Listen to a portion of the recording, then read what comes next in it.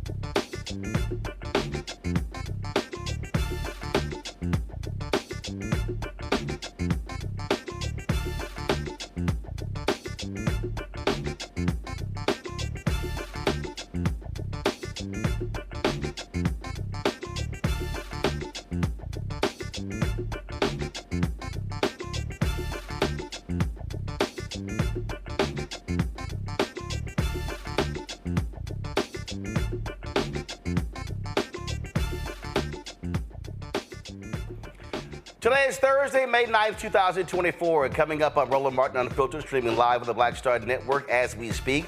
The Florida A&M University Board of Trustees is having an emergency meeting regarding the $237 million gift that was presented to them over the weekend. Lots of questions have been raised regarding that gift. They are literally going over this relationship with the individual who gave the money. So later in the show, we'll talk with a young man who has been posting a lot of comments, a lot of information on social media regarding Gerald Drami and his past and whether or not his donation is legitimate. Also, several former NAACP leaders say the civil rights organization has unjustly suspended them. In a Roland Martin exclusive, we'll speak to 6 of them tonight. A Texas DA stood before the Tarrant County Commissioner's Court defending his decision to try to re-convict Crystal Mason. Y'all, 8 years after she voted, she, of course, didn't realize she could not vote. The only black commissioner to question his motives will be here. Also, another black man is killed by law enforcement in Florida. Deputies entered the wrong home and killed Senior Airman Roger Fortson. Ben Crump, the family attorney, will explain how the deputies are trying to cover up their deadly mistake. Also, in our Tech Talk segment, Meta, Facebook, they're expanding their paid verification service for businesses. We'll talk with the Fanbase CEO Isaac Hayes about this change. It is time to bring the funk. I'm Roland Martin Unfiltered. The BlackStar Network, let's go. He's got whatever the miss, he's on it. Whatever it is, he's got the scoop, the fact, the find. And when it breaks, he's right on time and it's rolling. Best believe he's knowing. Putting it down from sports to news to politics. With entertainment just for kicks, he's rolling. It's on go, roll, roll, y'all. It's Roland Martin, yeah.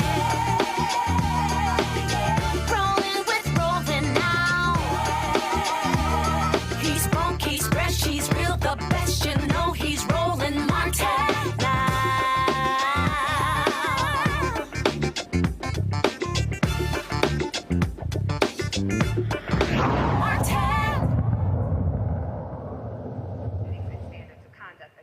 All right, folks, as we speak, the Florida A&M University Board of Regents, they are meeting regarding this $237 million donation that they received from a donor over the weekend. Guys, go to my iPad, please.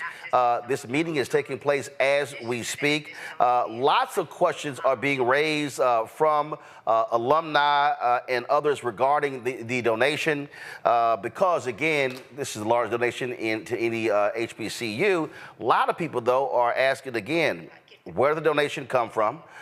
Is it a legitimate donation? So a lot of questions are being asked. as we speak in this board meeting. We, of course, we are following it as they actually take place because we want some answers as well. Later in the show, we're going to be talking to a gentleman.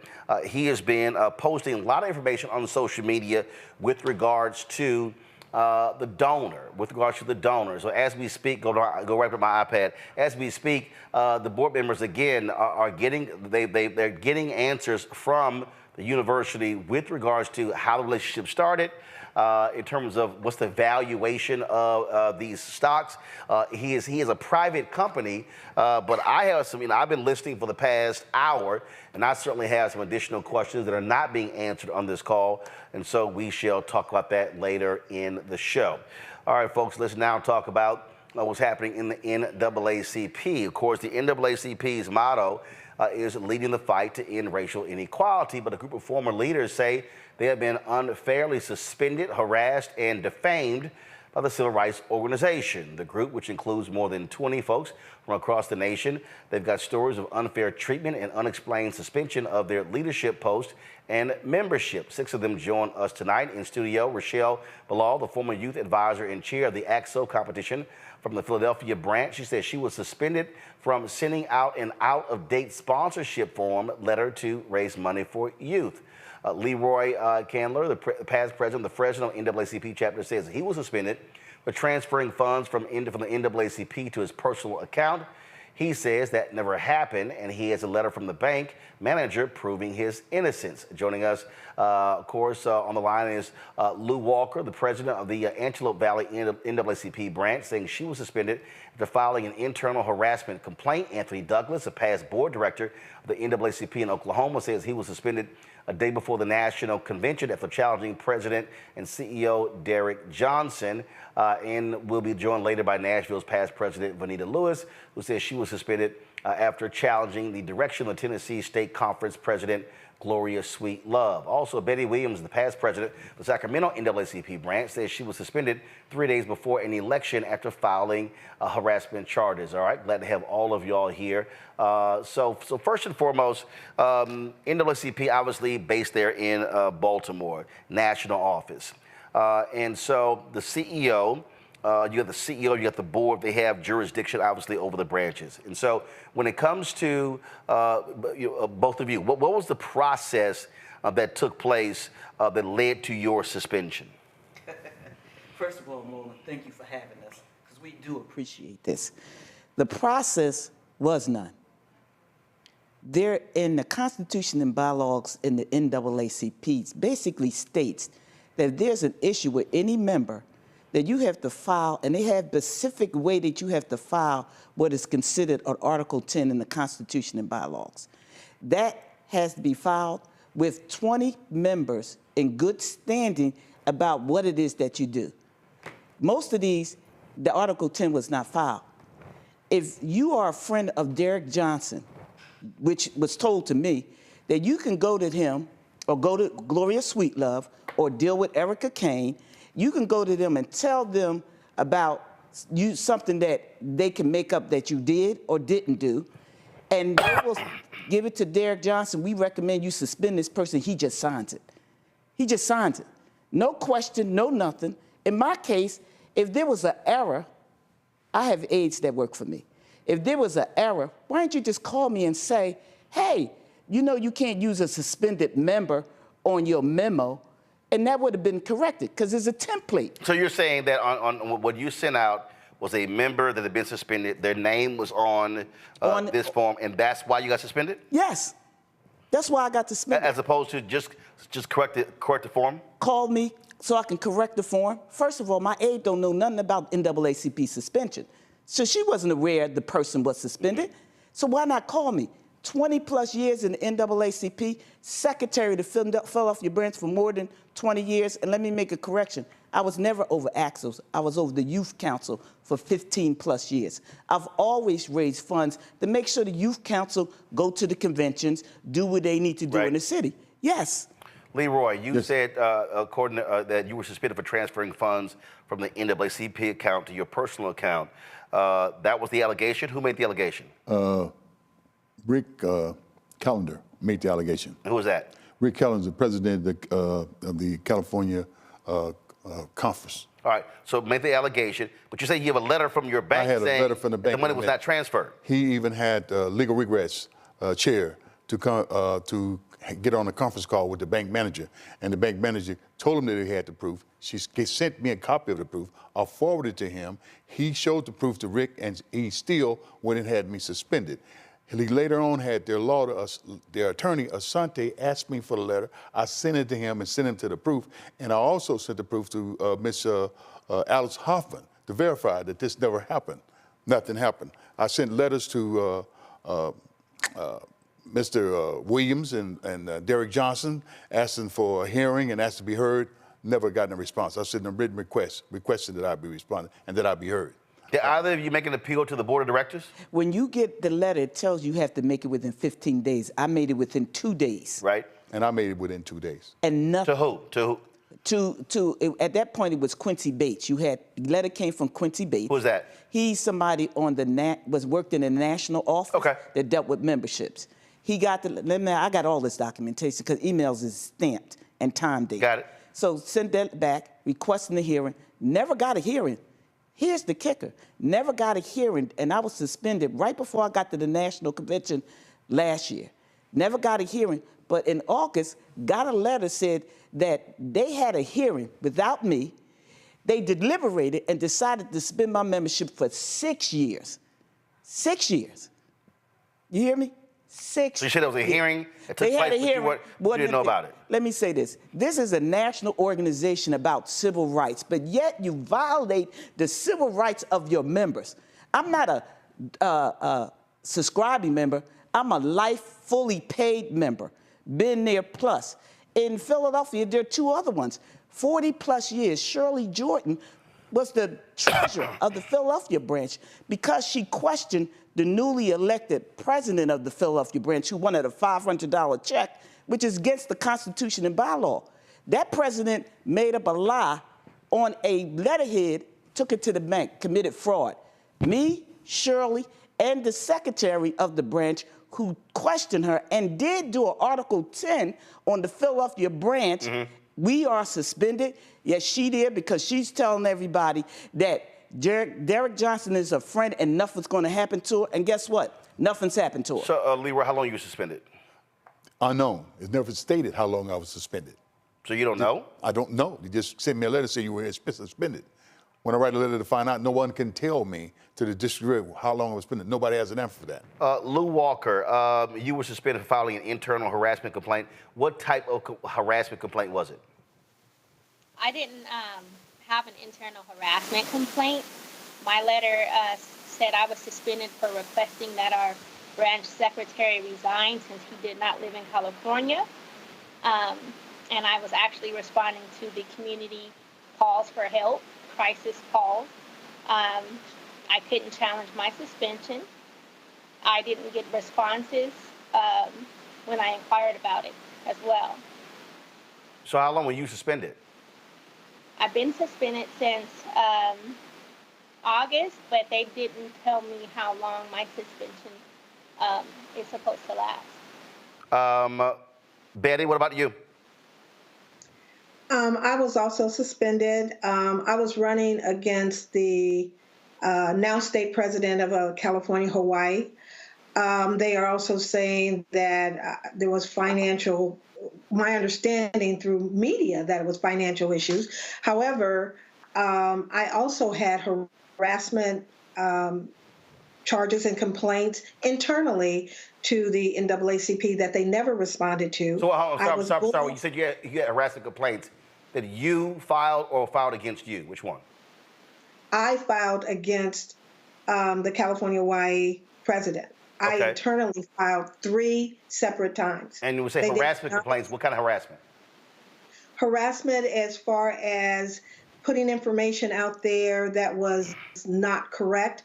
The example, I was also the election supervisor during the election period, and it stated he put out an email saying that I was not fit to be the chair for the election chair because I was running against him, and the ballots had not been opened. They were sealed they were supposed to be private and not open until a certain date. And so I questioned, how did he know that information?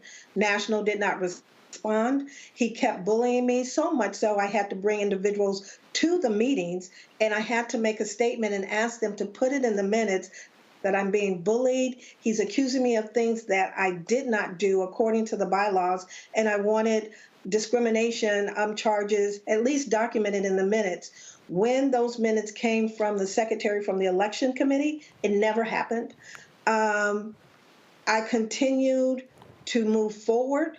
Then I started getting cyberbullying, and it came from a dark web. I had to hire an attorney who took the cyberbullying and sent it to the Department of Justice as well as the AG, the Attorney General, because in California, that is a criminal act. And so once I continued to do that, 3 days before the election, I was poised to win. I would have won. But 3 days before the election, there was an emergency agenda item saying that I should be suspended, not just me. He wanted the entire Sacramento NAACP branch to be suspended. However, it was myself, 6 others from the Sacramento branch, 2 of which had wrote support letters in my defense to the National Board and Derek Johnson. They were suspended the next day for supporting me. A number of people rallied behind them and said they never should have, and then they repealed those 2 suspensions. So they suspend, just like Rochelle was saying, someone can give them information without investigation, without due process, without any of that.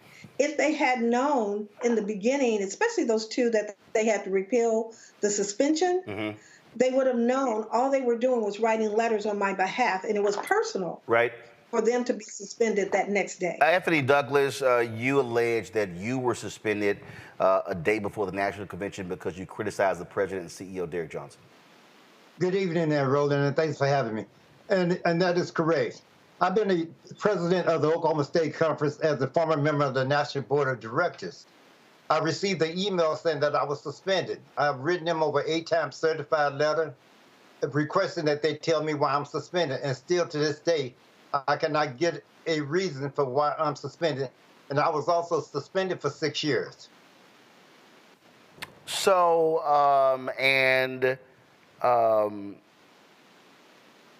what's interesting to me here, as I'm going through information here, is what is consistent with all of you is due process. Now, based upon the rules of the organization and bylaws, does it spell out clearly what the process is when it comes to suspension, when it comes to appeal? Who do you appeal to? And then do you appeal to the national office? Let's say they rule against you. Can you then appeal to the board of directors? What's that process? First of all, the Constitution and bylaws give you specifics. Now, the president can suspend you if he think it is detrimental to the organization. But if your friends bring you stuff and you suspend people, why would you even get involved? No, but here's my whole point. Okay, Yeah, no. I hear what you're saying. So I Yes. get. So you have the authority to suspend. But I'm talking about, what is the process after that? If they suspend you, in the letter it tells you you have 15 days to appeal. Okay. You appeal to that. And who are you appealing to? National office. That's correct. What, director of membership? Quincy Bates at the time worked for the national office. Carmen Watkins. Who is? Okay, so what's that person's title? That you would appeal to Carmen Watkins, who's the operations person, vice president of operations is where the letter comes from. And Rochelle is correct. There are specific dates that you go by, 15 calendar days, and then they should be responding within 10 calendar days of receipt. So there's a number of deadlines that the individual has to follow as well as national. What has been happening is that individuals like myself and everyone on this panel and others, have responded within the guidelines that's presented in the bylaws. However, the same deadlines have not been given by the national. They do not follow up. We appeal, my attorneys appeal, and we are waiting on an answer on the appeal. But they don't even tell you if you have a complaint against you, you're not allowed to see the complaint. You're not allowed to have an attorney to speak on your behalf. If you go out in front, like my branch was threatened if they said anything out loud against me or support of me, that the entire branch would be shut down. So there's these bully tactics for people to be silenced. And so much like you have to ask permission for a boycott or a rally that I know you've already experienced, you have to ask permission. But yet you're the NAACP, you're a civil rights organization. This is bad. It's worse than apartheid. So have any of you communicated any of this to national board members? Have any of you tried to attend a national board meeting? Have y'all gotten anything from any of them? Anybody? Let me say this. Yes. I got the. Yes. I have. Okay. Hold on 1 second. Hold on. Go. I have the whole package of everything that happened in the Philadelphia branch, and I sent it to all the national board members.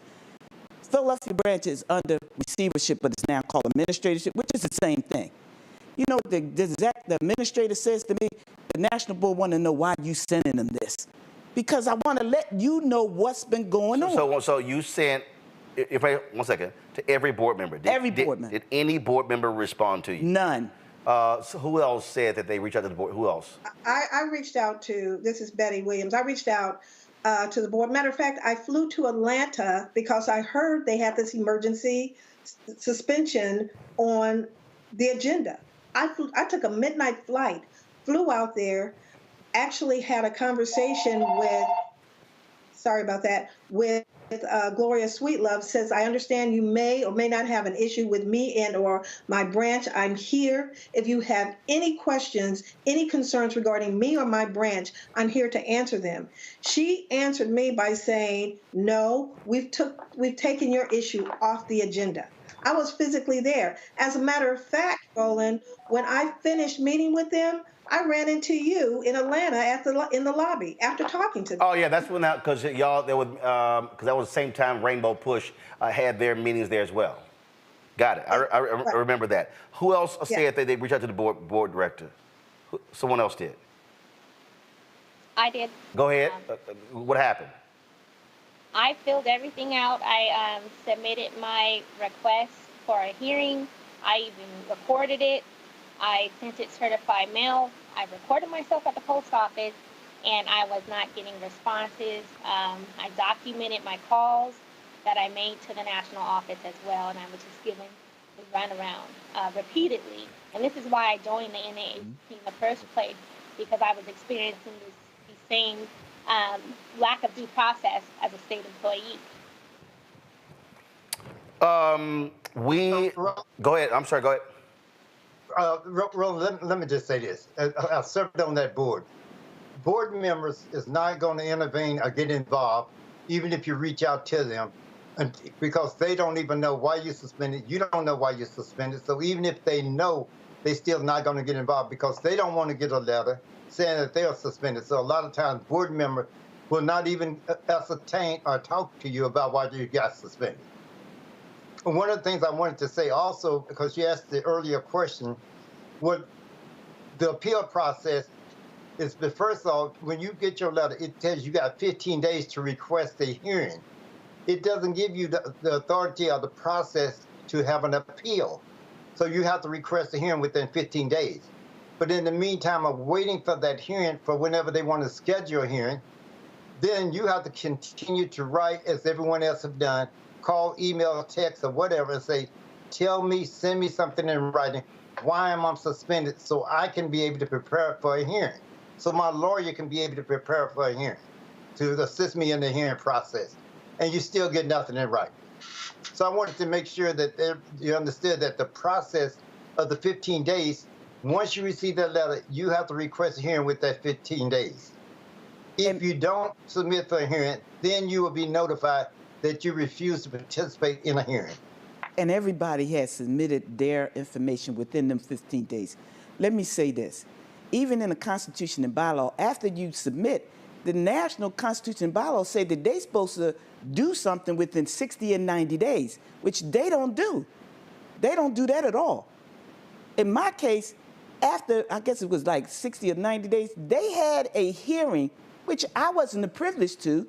They deliberated and decided to suspend me for 6 years.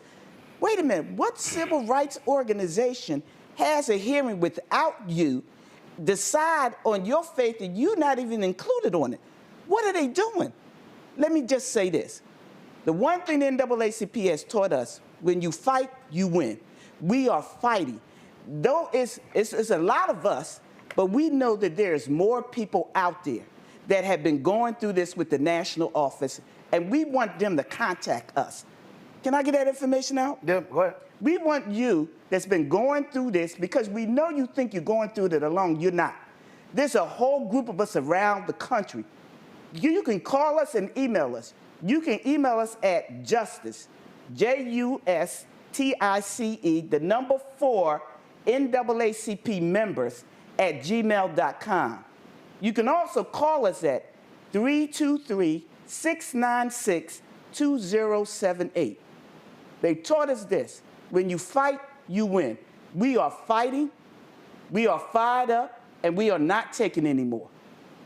I'm trying to figure out the national, Derek Johnson gets a $460,000 plus salary. More than the president. Salary, more than the president of the United States. He has a board members that approve that. I'm trying to figure out, are they a cult or they're just scared?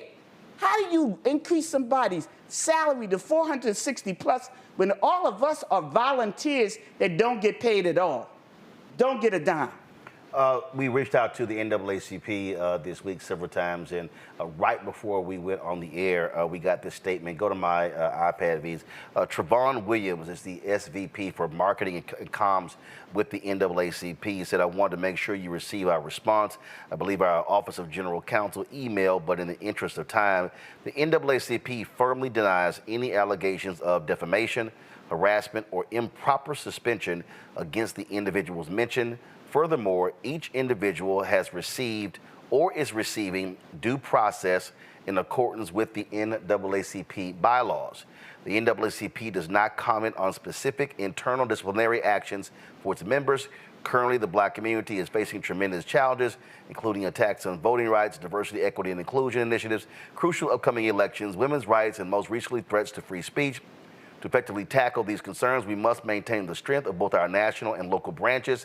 Our focus remains on empowering our branches to effectively address and assist the needs of our community, and to encouraging all eligible Black voters to cast ballots in the 2024 election, the most important election of our lifetime. That's the statement from the NAACP National Office. Final comment. I'm sorry, someone was saying something? Let me say that. I just reviewed that statement as you have read it also. I've been a member of this NAACP since '74. I'm a retired Vietnam, Desert Storm, Desert Shield, Gulf War veteran, 100% disabled. I volunteer my time. I've served as the president and interim president for the state of Oklahoma NAACP for going on 19 to 20 years. To see that statement, to shuck around with that statement, to say you're not going to comment, you're not going to address these issues. The Constitution bylaws give you that authority. When you raise the question about the 2019 organization in Delaware, then they threaten to say, if you bring that up, you talk about the Delaware Corporation, we're going to suspend you. You question my authority, you're going to suspend me. As the state conference president of Oklahoma, I have never had a sit-down one-on-one talk with Derek Johnson as president. You do not treat volunteers the way we have been treated. We're volunteers. We care. We're the one on the ground fighting and walking and putting our families' lives in danger behind representing the members in the community. Mm-hmm. Not just Derek Johnson. We're out here in the field. You don't tell me that during the George Floyd situation that the work that we did in the field did not help raise the money. Derek Johnson personally say it's because of him that the NAACP got the money, not what we do as leaders out in this field. So don't tell me that I don't count. This is a volunteer organization. We should have due process. You cannot belong to a volunteer organization and be told you have no rights, you have no due process. We can degrade you, talk down to you, and treat you like we want to treat you just because you're a volunteer. Volunteers have rights no matter what organization we're in. Even in the Klans, volunteers have rights. So we should have the same right in the NAACP. Lori Walker. I just wanted to share, this is exactly why we joined, because our branch was not responsive. LA County has some of the highest racial disparities in the country, and we have very little representation from the NAACP. I was sending Senate reports, I was sending data, and I was not getting any responses. And they actually exploited. They started hurting some of the cases. One of the stories was on your show, Yayo Resso. She was one of the stories that NAACP representatives didn't even contact the family for, and they went on the news in a press conference without the family's permission. So I want to stress that it's one thing to not be active and effective in the Black community. It's another to hurt and harm the Black community under the guise of being a civil rights organization. Betty? Betty? In their response, there's a couple of things that they said as far as what they do. And so one of the things I would like to see them do, at least in California, there's at least 5 harassment charges from 5 different women that hasn't been addressed. I'm one of the 5 and have documentation to prove it. So one of the things I'm sorry, you say 5 different harassment allegations, 5 different women. 5 different women. Against whom? In California. In California. Against other members? Against who? Against some individuals on the executive committee, the California Hawaii president. And so for them to say that they are busy fighting charges when there's harassment against women, one, try to look in your own backyard and deal with the women that are filing those charges internally. At the very least, acknowledge that it happened. Mm-hmm. Secondly, they're talking about they're fighting for elections, but yet internally there's so many things that's going on with their own elections. They are changing the script according to the bylaws. There's individuals whose name total of 46 names were taken off of a ballot with no explanation at all. Leroy himself was suspended because he was a secretary challenging the election process. I was challenged, and things were just changed. People's names taken off of ballots. And so internally, when you appeal it, they throw them out. We appealed certain things that should not have happened when it came to the internal election process, and they would throw it out and said it had nothing to do with anything. And finally, the committee that handles the suspension is called the Membership Committee. And personally and collectively, we feel that they should eliminate that entire committee because they are actively not doing the due diligence. They're taking on personal assignments. And if you don't do right by those individuals, they will go forward with suspensions without due process. We're saying it should be a third-party entity that has a legal arm that looks into the investigation of any and all suspensions. That's what we're looking for. Leroy? Yes. I would like to say that I sent my appeal to Derek Johnson, Russell Williams, and Carmen Watkins. They did have me speak with one of their attorneys. I believe his name was Asante. And once I sent him the letter to proof that I was vindicated, that I did the bank letter that I had proved that I did not take any funds of the bank.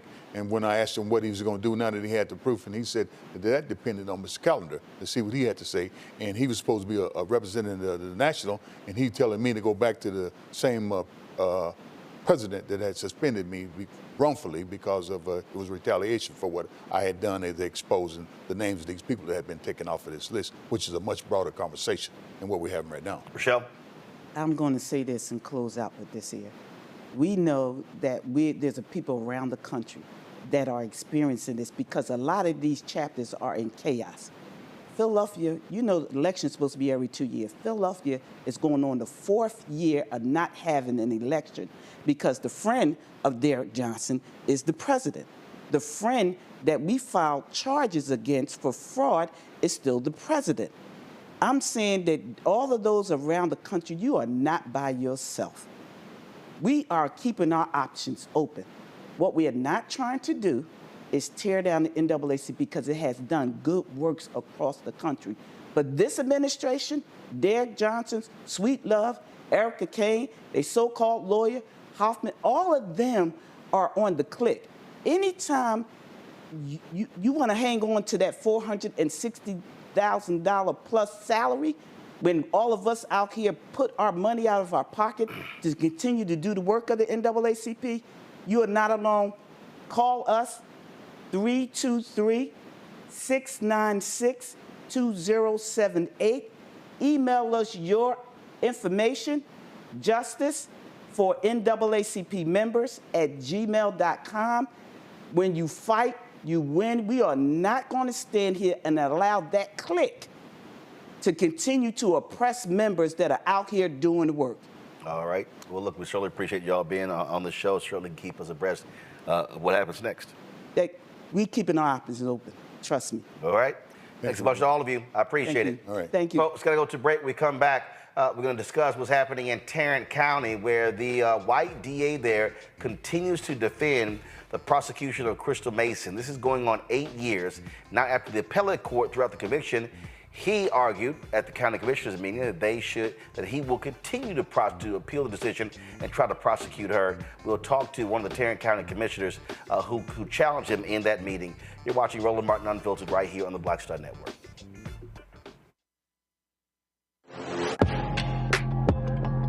A lot of y'all have been asking me about the pocket squares that we have available on our website. You see me rocking the Shibori pocket square right here.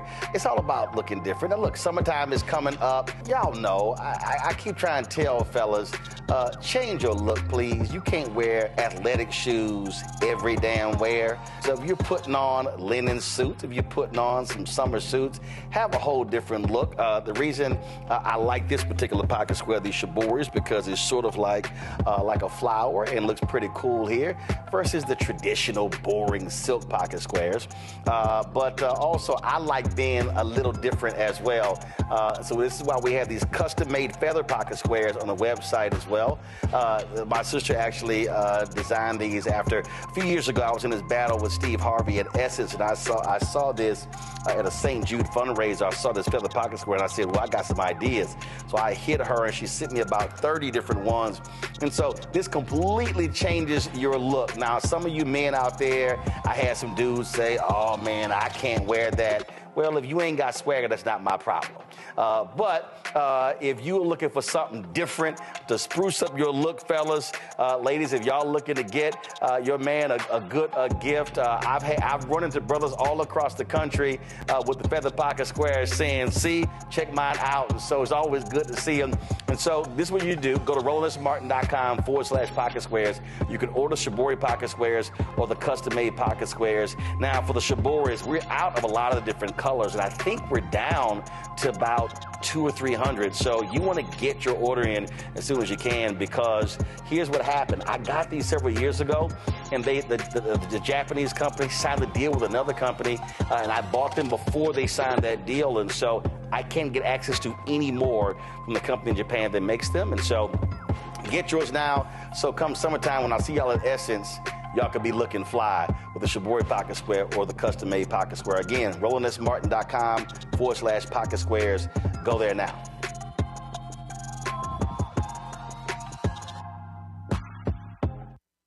Hello, we're the Critter Fixers. I'm Dr. Bernard Hodges. And I'm Dr. Terrence Ferguson. And you're tuned in to Roland Martin Unfiltered.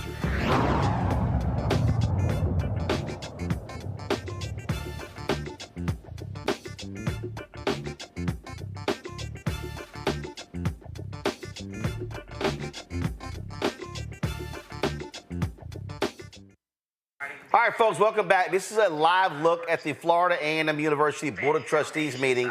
where they are asking a lot of questions of President Larry Robinson and his staff with regards to the funding, this donor gift of $237 million in stock that took place over the weekend.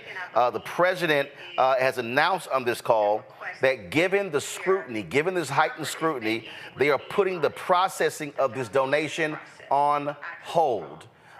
These Board of Trustees members had no idea about this donation. There are lots of questions. I can tell you right now, there's actually not real money here. Okay, so just so you understand what's going on, there's not actual real money that's going on here. And so this was a $237 million in stock that was given to the university, but stock in a private company. Well, there are lots of questions of what is this company? Is it a real company? What's the valuation of this company?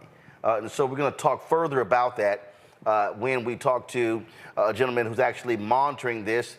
He's been posting a lot of information on social media. We'll talk to him later in the show, so we're just going to keep you updated on that. Now, folks, let's talk about the continuing mess in Tarrant County, where Crystal Mason continues to be terrorized by the Tarrant County DA. Now, remember, it was 8 years ago when Crystal Mason voted in the 2016 election. She thought she could vote. She filled out a provisional ballot. The ballot was never counted, but she was prosecuted. As a result of being indicted, because she was already on parole from a federal tax fraud conviction, she was sent back to federal prison to complete that term. 2 years was added to her sentence. They've been fighting it.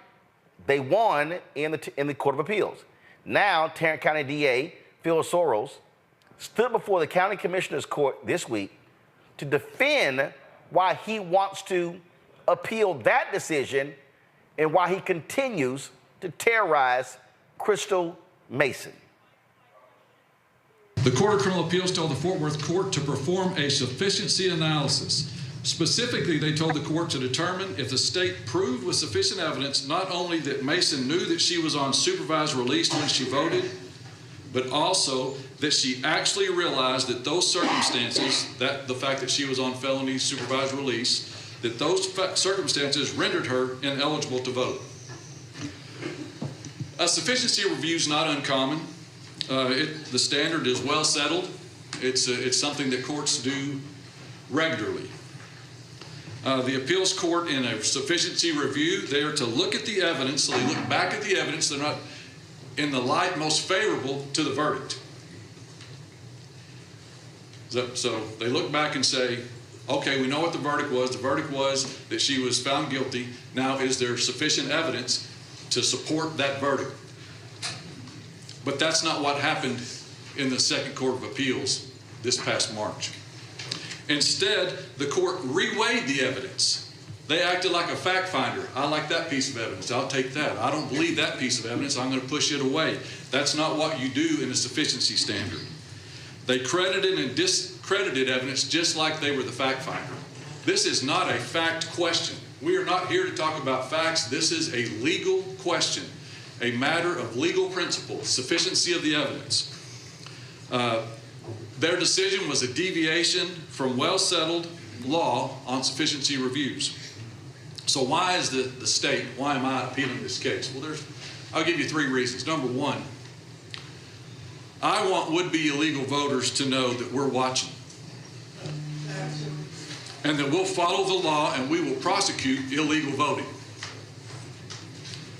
I want those that vote legally to know that we're watching and that we're working to make sure that your vote's not going to be diluted by any illegal votes. And finally, this is a deviation from the well-settled law regarding sufficiency reviews, and it needs to be corrected. This case, if it's left standing, impacts every sufficiency case in the state of Texas, not just voting cases, murder cases, theft cases, capital murder cases. Any kind of case, this case, it's a published opinion, can be cited for a proposition that this is how you review sufficiency cases, and it's wrong. So we need the Court of Criminal Appeals to come in and tell the Second Court of Appeals that you need to do the sufficiency standard evaluation again. Happy to answer any of your questions. Questions for Mr. Sorrells? I have a bunch, but I'll wait until after public comment. But let me ask you this. How she did not vote. She submitted a provisional ballot. One moment. I keep hearing chatter in the audience. I'm going to start watching and start removing people. That's not what we're going to do. So sit there, let the process play out. You'll have your opportunity to speak. Listen to what others are saying. Do not speak out or you'll be removed from the chambers. Go ahead. So she didn't vote. She did vote. She cast a provisional ballot, which is the same with voting. That did not count. Where is the ballot, sir? What happened to the ballot? I can't tell you what happened to the ballot. What do they do with provisional ballot? I'm not the elections administrator, so I don't know where the ballot is, no. Chandler, do you know what they do with provisional ballots? No, right now, ma'am, I don't know. My apologies. It didn't count. Is that correct? You're wrong. The Court of Criminal Appeals dispelled that quickly and said this was a vote. The question was not did she vote, it was did she actually realize that while she was on felony supervised supervision that she wasn't allowed to vote. Okay, so the ballot was never cured, so it wasn't counted, so she didn't vote. How else did vote. How else does the Court of Appeals weigh the sufficiency of the evidence without weighing the evidence? They look at the evidence most favorable to the verdict. So they're not trying to figure out did they get it right. They look to see if there's evidence. So you find your conclusion in an argument. They have a conclusion, guilty of the offense. So now they're going to look and see, is there evidence that supports that? Now, a normal trier of fact would say, look, this person testified and I don't believe anything they had to say. Or this person testified, I believe everything they had to say. Or you have another witness that says, I believe some of it, but part of that doesn't ring true. That's what a trier of fact does. That's not what an appellate court does. An appellate court looks at the law, not the facts. It is sad to say that it is still true today, but Brother Malcolm X said this: the most disrespected person in America is the black woman. The most unprotected person in America is the black woman. The most neglected person in America is the black woman. You see, historically, we have been your mammies, your maids, and your mistresses. But today, we are your doctors, your lawyers, your judges, your teachers, your professors, your county commissioners, your vice president, and your Supreme Court justice. Indeed, we are the backbone of this democracy we call the United States. So instead of wasting our taxpayer dollars, as DA Sorrells just went after, going after a black woman who's been acquitted of an 8-year ordeal, why don't you go after the candidate who was declared ineligible to run for Mansfield ISD trustee place 2, who did vote in the March Republican primary, despite being ineligible at the time? I believe Crystal Mason did not know she was not eligible to vote when she cast a provisional ballot. She only voted a provisional ballot, and it was never cured, and her vote was never counted. She served time in jail, and her case went through the courts and appeal process. I believe the only reason DA Sorrells wants to reverse her appeal is because he wants to engage in voter suppression.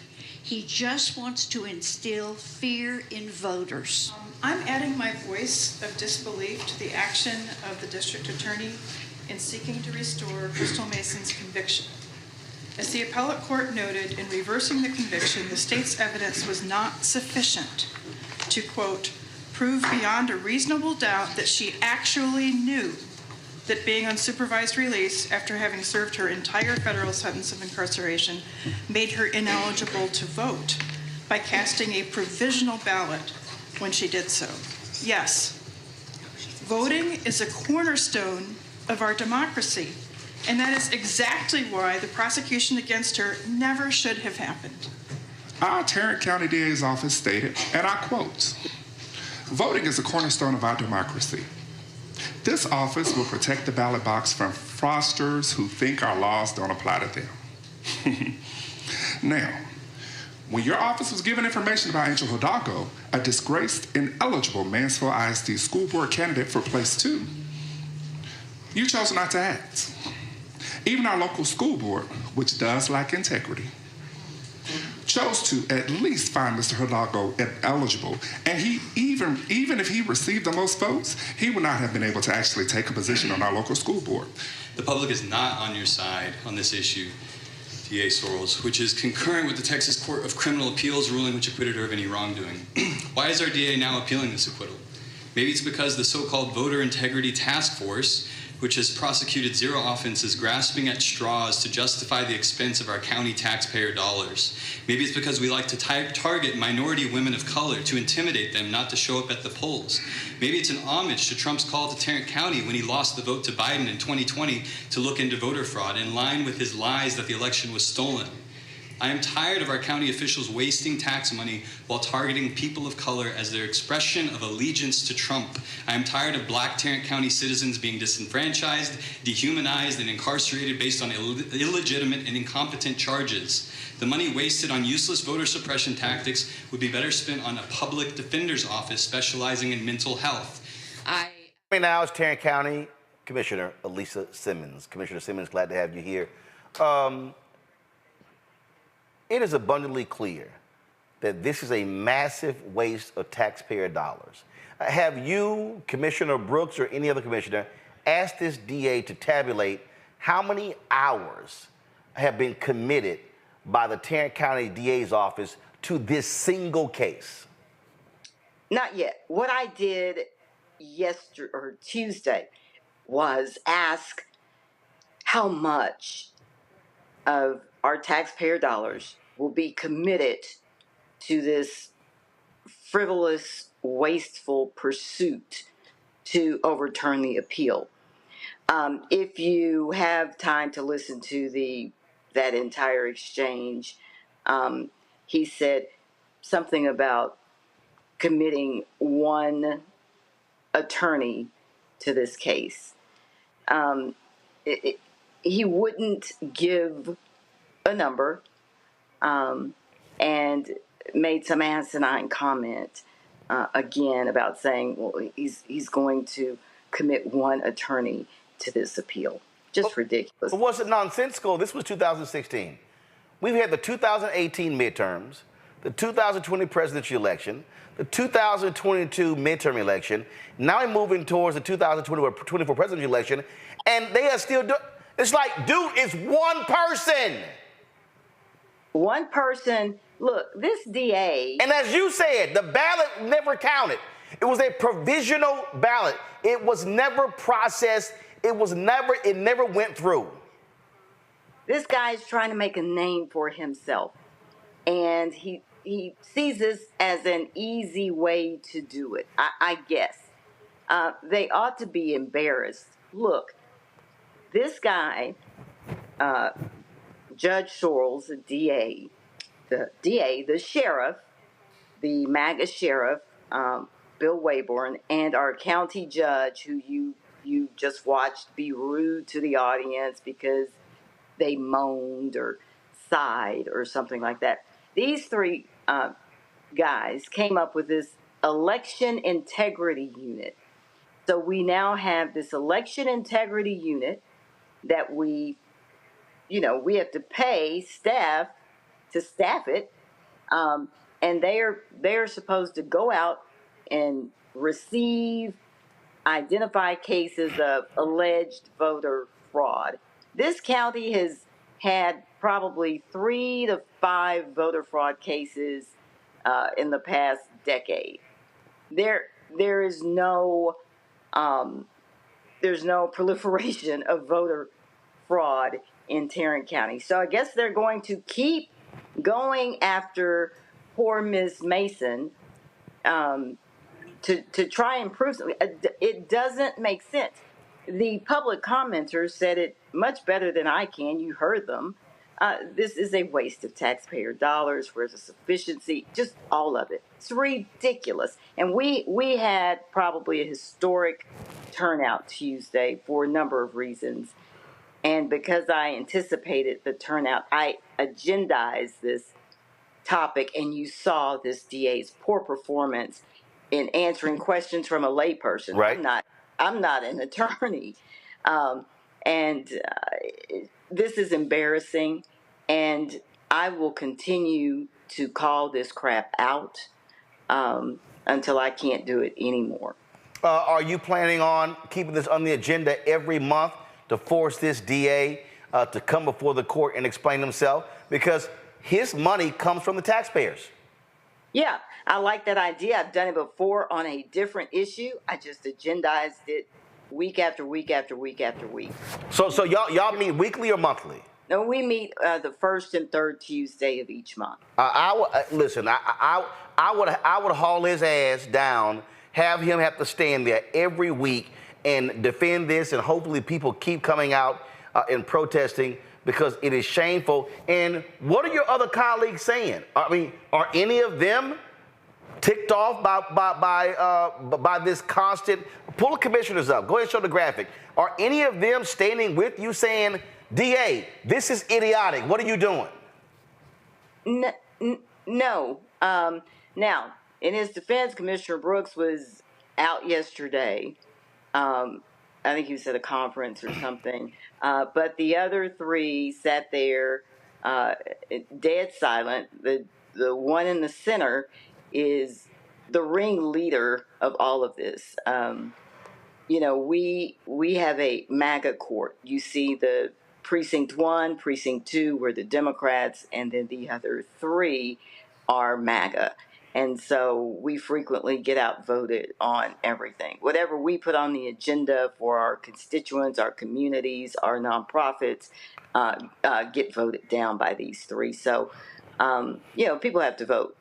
Right. But we will keep, the two of us won't be able to do anything about Miss Mason except for call it out, get the public commenters down there to speak to it. We had a record amount of public commenters yesterday and Tuesday, and many of them spoke to this issue. This is ridiculous. When I tell you how overcrowded our jail is, right, something done needs to be focusing on reducing the backlog of viable cases that he has. But no, he wants to play games with this woman's life and with our taxpayer dollars. Y'all, it is crazy here. Tarrant County is the last large urban red county in this country. And they are not wanting to let loose because they would like to play games like this with this woman's life. This is crazy. I'm going to put in my panel right now. Reese Colbert hosts Sirius XM radio show out of D.C. Dr. Greg Carr, Department of Afro-American Studies at Howard University out of D.C. Lauren Victoria Burt, writing for Black Press USA out of Arlington, Virginia. Lauren, you first. I'm wondering why have you heard from anyone from like a national organization that does voting? I mean, obviously black voters are always told, of course, to vote harder and all that. I'm wondering if you've heard from the national NAACP or even the White House on this, because it seems to me that this person, Phil Sorrells, who's obviously obsessed with Crystal Mason, he should get his wish with regard to being famous. He should be made famous by every voting rights organization, anybody who cares about voting rights in the United States. And he should be made famous for all the wrong reasons. Have you heard from anybody on sort of a national level? I have not. No, ma'am, not since he announced this back on April 25th. Now, Crystal has some great local attorneys, and she has ACLU of Texas attorneys as well. And so I consulted them just in the past week about this case and how I should approach my line of questioning. But this guy was so abrasive and and dismissive, and I've been here since 10 a.m., so I'm not going to stay here any longer. You ask your questions now. I have work to do. But no, I have not heard from the national organizations, but I need to, and I need some help. And I appreciate this forum, and I know you've had Attorney Kim Coles on before. I appreciate this forum to hopefully elevate this and get this out there. I need help. There are only two of us, and it takes, you got to count to three. Absolutely. Reese. Commissioner, thank you for being here. Can you explain exactly the process? This hearing, I wasn't really clear if this was a hearing to grant his appeal or this is a hearing to just explain his appeal. Can you walk us through where exactly this is in the process of this DA trying to recharge Crystal Mason? Well, she was acquitted or got the ruling. I think it was March 28th. Yeah, it was March 26th. You had the Court of Appeals that threw out her conviction. And so the Tarrant County DA is seeking to appeal that ruling of the Court of Appeals. Okay, and so what you just witnessed, commissioners meet the first and third Tuesday of the month. And so this was our first meeting since the DA announced he was going to appeal that ruling. Okay, and so I agendized this to get a briefing from him. He needs to come to Commissioner's Court and tell us why he has chosen to appeal this, what it's going to cost, so on and so forth.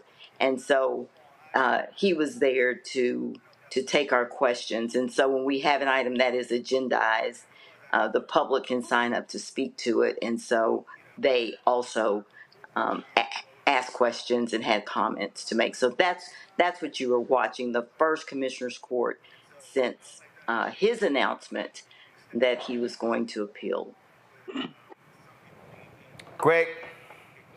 Thank you, Roland, and thank you, Commissioner Simmons. In reading one of the reports about what we were just viewing in terms of the meeting, I read that Crystal Brown, a Florence Hill resident, said that she wanted to thank Mr. O'Hare for waking the sleeping Black Panther of Tarrant County. I'm wondering if you see this as perhaps a galvanizing moment, and forgive me if I have this incorrect, but last month, did this punk O'Hare, this Faith, Family, and Freedom punk, the judge, did he tell you you'll sit there and be quiet? I'm just trying to. I mean, these guys are talking with impunity. Could this be a moment to spark Black people to finally get together in what appears to be a county of over 2 million people, majority non-white, at least if it's 44%, I understand white, although there's some white Hispanics as well. You know, could this be a flashpoint moment with these guys just talking so crazy, telling you to be quiet, telling apparently law enforcement to be prepared to remove people from the building if they look like they're going to be disruptive? Who the hell do they think they're talking to, Commissioner? And could this be a moment to kind of get our people fired? Sir, yes. So our last meeting, I questioned a contract that he had on the agenda to hire a Republican political consultant to work in his office. Well, we don't use county tax dollars to pay Republican or Democratic political consultants to work for us, you know. And so I questioned his contract. Commissioner Brooks, the brother you see, questioned the contract, really went hard on him. And the public speakers did. And so I went last and I said, well, I agree with Commissioner Brooks. And he lit into me and tried to question me about his contracts. Well, you have staff that are posting political stuff on your, I said, we're not talking about my social media. We're talking about your contract. And he tried to ask me questions. I said, oh, okay, I'll answer one of his questions. In the process, he said, you be quiet, you sit there and listen to me until I'm finished. And so you got to see the video. And we're going to find that video. I cuss really, I cuss, don't let how I cuss really bad, but I didn't. And I just simply said, who are you, like, you cannot tell me when and when not to speak. And so that was the thing that caught everybody's attention. And so a lot of local organizations, white, Black, purple, Hispanic, faith-based, the Divine Nine, planned direct action, and yesterday or Tuesday they came to court. And because I knew that they were planning it, I was not in on the planning. I decided I'm going to agendize Crystal Mason. And I was quite alarmed because we will have a lot of people there. I was hearing a lot of people were coming, so I decided let's agendize Crystal Mason so the people aren't there at a commissioner's court meeting bored listening to us talk about contracts for HVAC. Yep. I agendized Crystal Mason. I agendized the jail deaths. We have a proliferation of jail deaths. We had 2 in a matter of 4 days. The last one was after an altercation, and so I agendized the sheriff to come give us an update on that. I agendized the DA to come give us a briefing on the Crystal Mason case. The sheriff refused to come, and anyway, they got wind that there was going to be a crowd there, and we had historic attendance. They had to do 2 overflows. My staff came and got me from the parking garage because now I have to have some personal protection when I'm downtown. And we walked up to the building and I said, what on earth is all of this response? There were sheriff's units around the building. There were 40 sheriff's deputies teaming all throughout the small administration building. They were everywhere. Just disrespectful, because you anticipate black people are coming to their commissioner's court, just like the White House, that's the people's house, commissioner's court's people's house. And so it was a galvanizing moment. So there were people there talking about the disrespect to Simmons, Commissioner Simmons, Crystal Mason, and the jail deaths. And so it was overflow. We had pastors and bishops and it's just so many people. And the good thing about it is they were amazed. There were 2 mega church pastors sitting in my office after a break, and I went to speak to them, and they said, I'm sorry. We had no idea this is what Commissioner's Court deals with. I said, oh, how long have you been sitting here? They'd been there since 10 o'clock and watched that man talk rudely. He didn't want the people to speak. They couldn't sign. They couldn't clap. They couldn't. And understand, in Texas, all 254 counties, they have a 5-member commissioner's court. Right. The county judge has no more authority than the 4 commissioners. He presides the meetings. He can declare an emergency without the commissioner. Right. Like a burn ban. If it's, summertime and the grass is dry, he can do that. Other than that, he has no more authority than I do. He has no more influence. He has no more influence over the budget. But the power this man has is he's got 3 votes. Right. It's the same. Look. In Harris County, Democrats now control the county commissioner's court, which is why they've been trying to take out Lena Hidalgo. And so because that's the case now, they broke that Republican grip. Republicans used to control the Dallas County Commissioner's Court. Now Democrats control that as well. And that's really what's ticking off all these MAGA Republicans. That Democrats control Dallas County, they control Harris County, they control Bexar County, they control Travis County. And so Tarrant County is really the last large county in Texas that Republicans have control over. Well, you could go ahead. So you could go ahead and tell the sheriff's department that they're gonna need to do that again. I've already sent a text message to a variety of folk. We plan on coming down to Fort Worth to also have a larger rally. And so I've been talking to Reverend Frederick Douglass Haynes, who's there in Dallas.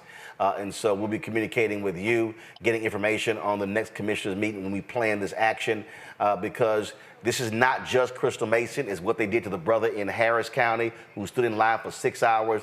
They scared that brother to death so bad. He says, I'm not going to vote in the election again. We saw what happened in Florida when Ron DeSantis sicked his dogs on formerly incarcerated folk, arrested them. All the charges were thrown out.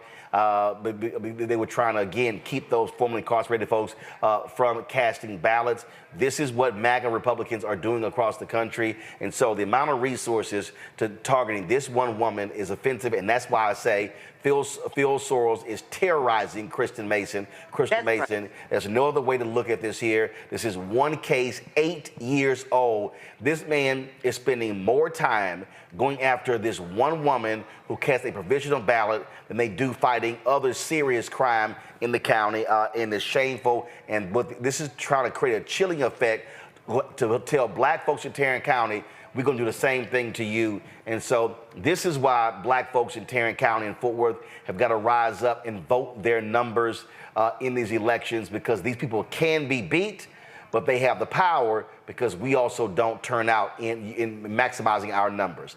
We have more registered Democrats in Tarrant County than Republicans. Well, it's a turnout game. Yep.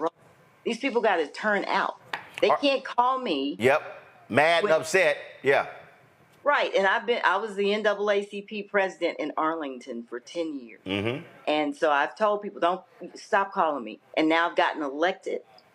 And I had more authority, more power, more influence as NAACP president than I have. Right. You were the chapter president when I spoke there? Yes, that was me. Yes. All right. Yeah. Absolutely. Well, listen, we're coming. And so they better add some more sheriff folk, because the number of folk we're going to have out there is going to be much larger than what they saw this past week. And the pressure has to stay on them. Absolutely, I would put Crystal Mason on the agenda at every commissioner's meeting. And that way he got to haul his behind there and face the people and not hide behind closed doors. Yes, sir. Thank you for hearing from me. This has been therapeutic. It is insane. Yep. What's happening here. All right. Tell Roy Brooks I'm calling him next to have him on the show as well. So I saw him a couple of weeks ago. So tell him I'm hitting him up. Thank you. I appreciate it. Thanks a bunch. And I want to say thank you to everybody that came out. It was amazing. It's a lonely proposition up there. I'm just telling you. Yep. And for the turnout, overflow, seeing people everywhere was amazing. All right, then. Thank you. Won't be the last time you're on. We appreciate it. Thanks a lot. Thanks. Bye-bye. All right, folks. We'll come back. We're going to chat with Ben Crump about this case out of Tulsa. We're going to talk the Florida A&M donation. Folks, this is why you got to support Roland Martin Unfiltered. I keep telling y'all this, and it's not a lie. There is no other black-owned media outlet that covers black news every single day. There is no other black news outlet that literally hits the road to cover the stories that we cover every single day. We went down to Bethune-Cookman last year. We went down to Tennessee State. We're gonna go down there to Tarrant County. We were there with Reverend Barber when at the Poor People's March, Voting Rights March in Austin area as well. And so your support is crucial for us being able to do these things. I can tell you right now, bringing 3 of my team members, us traveling down there with our gear and everything, that's going to be easily a $10,000 to $15,000 trip. See, these networks, they're earning millions. I was on a call today with Dentsu, the ad agency, talking to them. I've been on calls with Publicis. I'm waiting on Group M next month. Horizon not returning our phone calls. You're going to get called out. So we're out here trying to cover this stuff, but it takes resources. And we want to go down there, live stream this rally, and we cover this event. So, send your check and money order to P.O. Box 57196, Washington, D.C., 20037-0196. Cash App, $RM Unfiltered. PayPal, R Martin Unfiltered. Venmo is RM Unfiltered. Zelle, Roland at RolandSMartin.com. Roland at RolandMartinUnfiltered.com. We'll be right back. Fanbase is pioneering a new era of social media for the creator economy.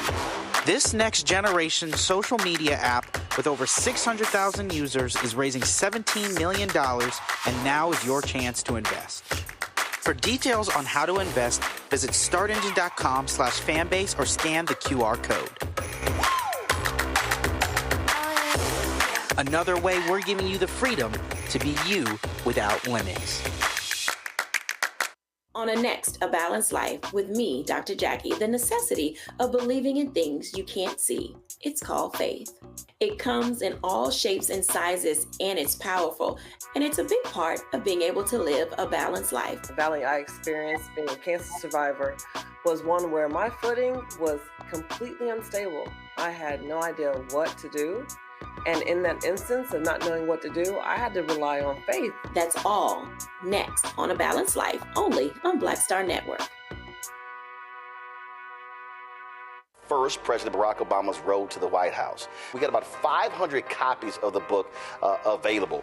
And so this actually is all of the coverage of the 2008 election.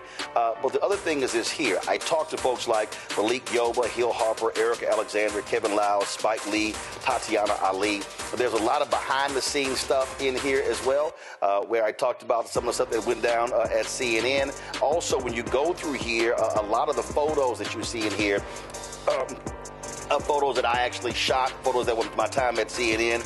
And so what I decided to do, because one, I published the book and I own it myself, is that so I said, you know what, I'm going to slash the price to $10. And so we're going to have shipping and handling $5.99. I'm going to personally autograph every copy. I'm not reprinting the book. So once we are sold out of these 500, that's it. They're gone. So you can go to RolandSMartin.com/the-first to get a copy of this book. Everybody who orders this book through the website, not on Amazon, only through RolandSMartin.com, I will personally autograph and mail you a copy of this book. It's all of the coverage, the actual interviews that I did with him. And just to show you, of course, when it came out, there's actually even in here the interviews that I did with him and Michelle Obama, which won TV One cable networks its first 2 NAACP Image Awards. And so all of that for $10. Shipping and handling is $5.99. So go to RolandSMartin.com/the-first and order your copy today. Hey, what's up? Geek Tony in the place to be. Got Caked Out Your Mama's University, creator and executive producer of Fat Tuesdays, an air hip-hop comedy. But right now, I'm rolling with Roland Martin, unfiltered, uncut, unplugged, and undamn believable. You hear me?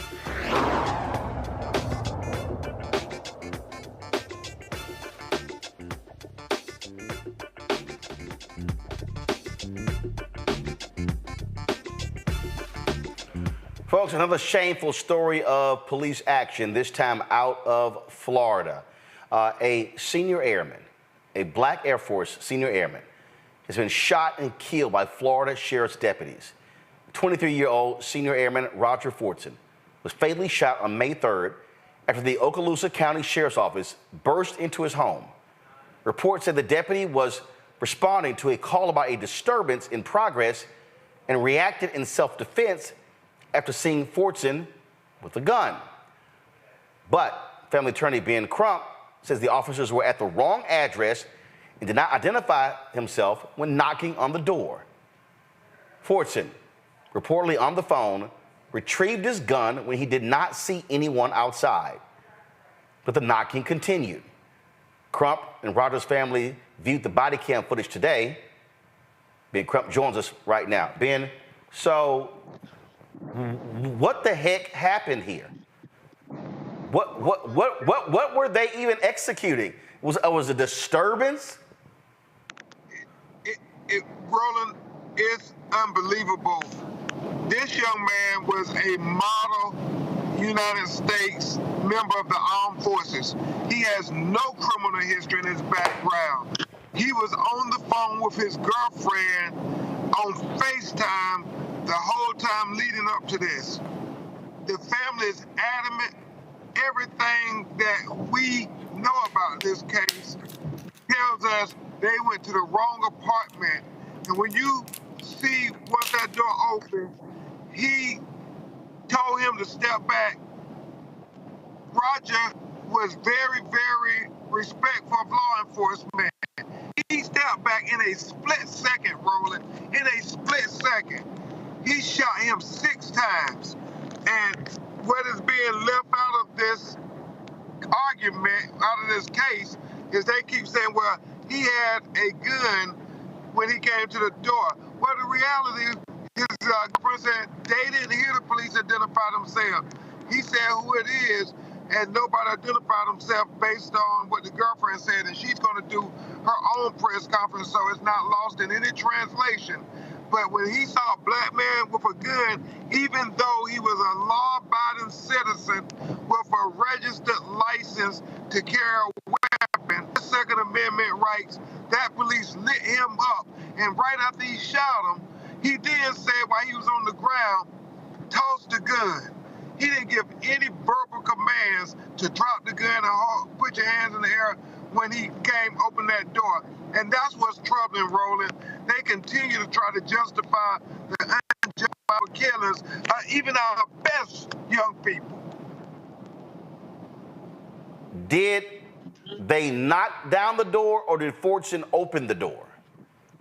The video shows it opens in less than a second. He then began shooting. So wait a minute. Hit him 6 times. So wait a minute. Fortson opens the door. And instead of the officer saying, come out with your hands up, the moment he opens the door, the officer starts firing. Roland, when you see this video, you are Roland. I mean, it is deplorable when you look at how fast he took this young man's life. And this young man was outstanding in every way. He was in special ops, Roland. He had did a tour of duty. He was taking care of his mother and was the hero to his little 10-year-old sister and 16-year-old brother. In fact, there's a photo we'll get to you. He was so proud of being in the United States Air Force. He had an airman's uniform on, and he bought his 9-year-old little sister at the time airman's uniform, and it's so adorable because she is saluting him. And this is the type of person we had that they are trying to make out to be the bad guy. He wasn't the bad guy, he was a good guy. Questions from the panel, Reese? Yes, thank you, Mr. Crump, for bringing attention to this case. What about the neighbor that supposedly led the police to Mr. Fortson's door? What have they said, if anything, about the situation? You're brilliant, Miss Reese, because you get to the crux of the matter. When you watch the video, and you listen to her describe what's going on and that it's 1401, well, the reality is he is in that apartment by himself on FaceTime with his girlfriend with his little dog. There is no domestic disturbance. They went to the wrong apartment, and God help that leasing agent at the apartment if she's the person who sent them to the wrong apartment, because that is the question. We're at the right apartment, but even beyond that, you watch that video, I mean, it has so many troubling questions that become apparent. Number one, why didn't he give verbal commands to put down the weapon, put your hands up versus just unloading on him? Number two, when he's on the ground, he then gives the command, toss your weapon. And Roger couldn't have been more respectful of authority. He said, I did. And then when you look at his girlfriend's FaceTime video, he's saying, I can't breathe. And the officer yelling, stop moving, stop moving. And he's like, I can't breathe. And they don't offer him any medical assistance. And you watch this 23-year-old American patriot die right before our eyes. Lauren? Ben, it's Lauren Burke. Do you know, is there anything you can talk about with regard to the police officer, the age of the cop, any prior record of abuse, or the time on the force? Any experience at that address before? Miss Lauren, we don't have any information about the cop. Obviously, they want to try to assassinate his character because the first statement that came out from them was they didn't mention he was a military officer or anything. This is in Fort Walton, Florida, where Eglin Air Force Base is at. It's full of military people. They didn't want to say that. They said officer responding to a domestic dispute kills a armed citizen, in self-defense. Well, the issue is, you came to his apartment.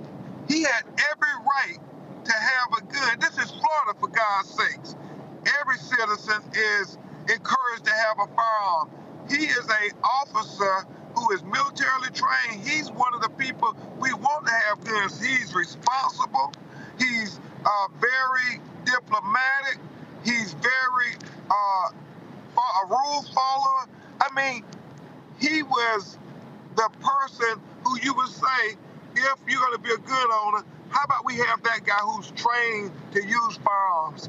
And so, but when he had that gun, they tried to say, oh, it was self-defense. And it suggested, Lauren, that he did something bad, that he was a criminal or something, when there was nothing further from the truth. The officer went to the wrong apartment. Thanks, man. This right here, give me 1 second. I'm pulling it up. Give me 1 second. And I'm going to advance this because, folks, this is the body cam footage. I'll talk over, so go to the body cam footage. This is the deputy arriving at the scene. The body cam footage was released publicly just 3 hours ago, folks. And so listen closely, Roland. All right, got it, folks. Turn the audio up. We'll stop talking. Turn the audio up. Go. Howdy, sir.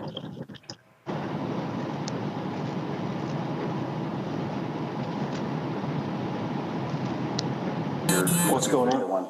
I'm not sure. I just was told to let her know if you guys come by. Okay. So I'm going to give her a quick call and let you guys know. Let her know. So there was a fight going on or something? I was not present for that. Okay. Yes, sir.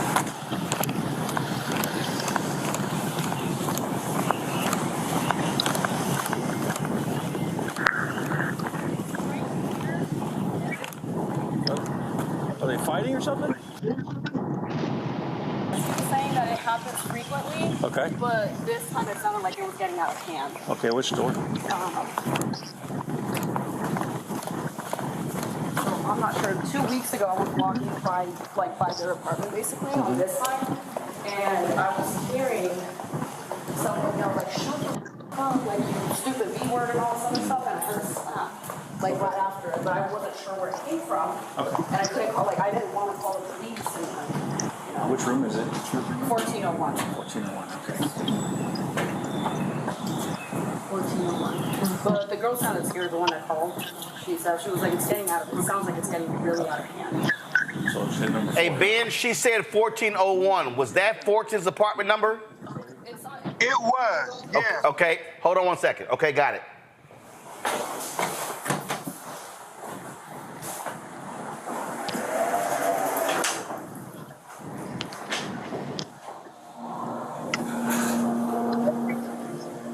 She said she wasn't sure initially where the unit was at, but then she said 1401.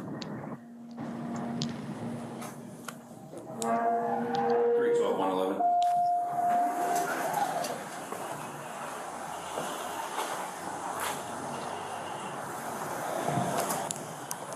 Three 12 to 111.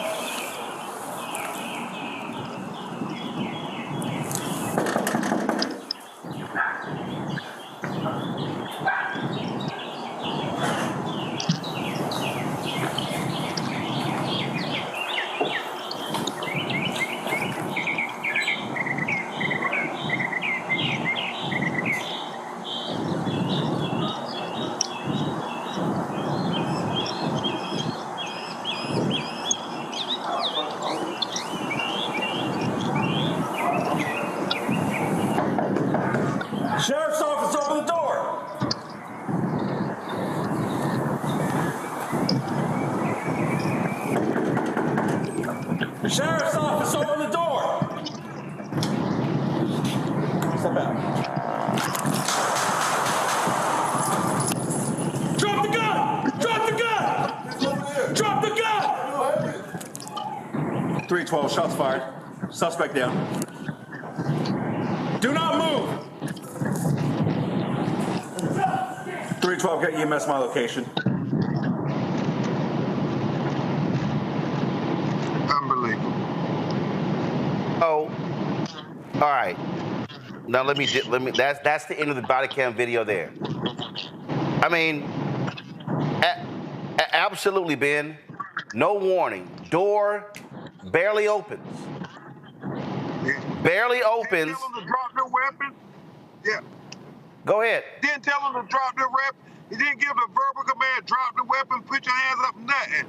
Said step back. Roger was stepping back, never raised the weapon. Right. It was in his right hand. And he just unloaded on him, Roland Martin. At no point in this did he ever give the order to drop the weapon, nothing. It was like literally that door opened, he saw a black man with a gun and he fired. And as you said, we're in Florida. You can have a gun in your home. Yep. Hey, Roland, it's so deep when you look at him on the ground and he start giving the commands after he's been shot. I mean, Roger's even complying then.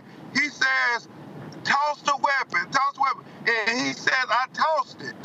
I mean, he couldn't have been more compliant, but it didn't matter because for whatever reason, I think we all know the reason, when he saw that gun in his hand, he just said, bad guy. And Roger was... Damn. Yeah, nothing in his record. It's unblemished. He was a decorated airman. He was in special ops. I mean, he was doing everything right. Greg Carr. Thank you, Roland. Thank you, Brother Crump.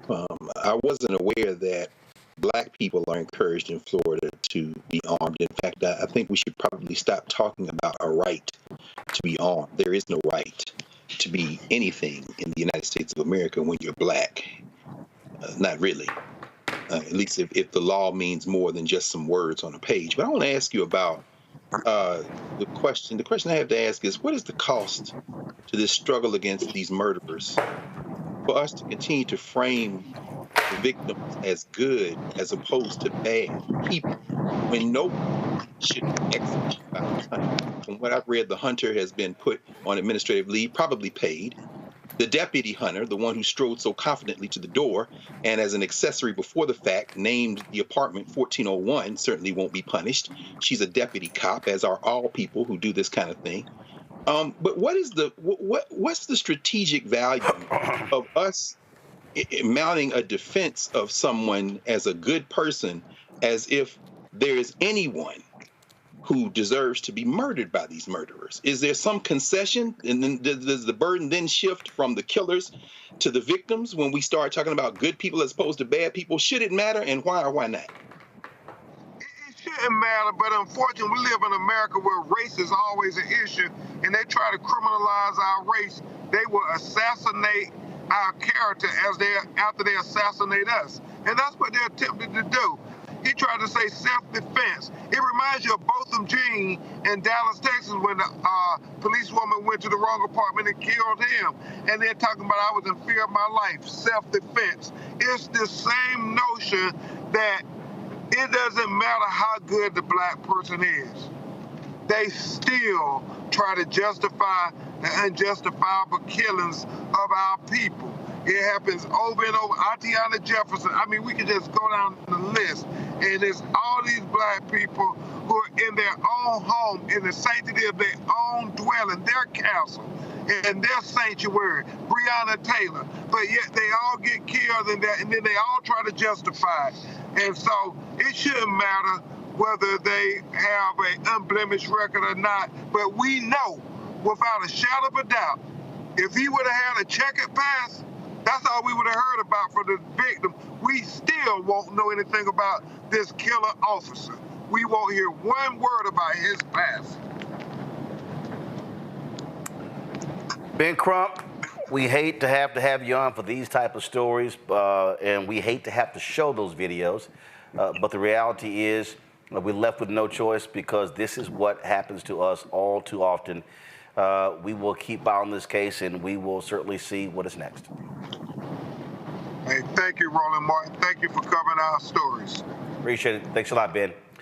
Folks, going to a break. We come back. We're going to stay in Florida. The Florida A&M University Board of Trustees meeting is over. And frankly, there are more questions that we have after the meeting than we had before the meeting. You're watching Roland Martin Unfiltered on the BlackStar Network. Support our work. Join our Bring the Fuck fan club.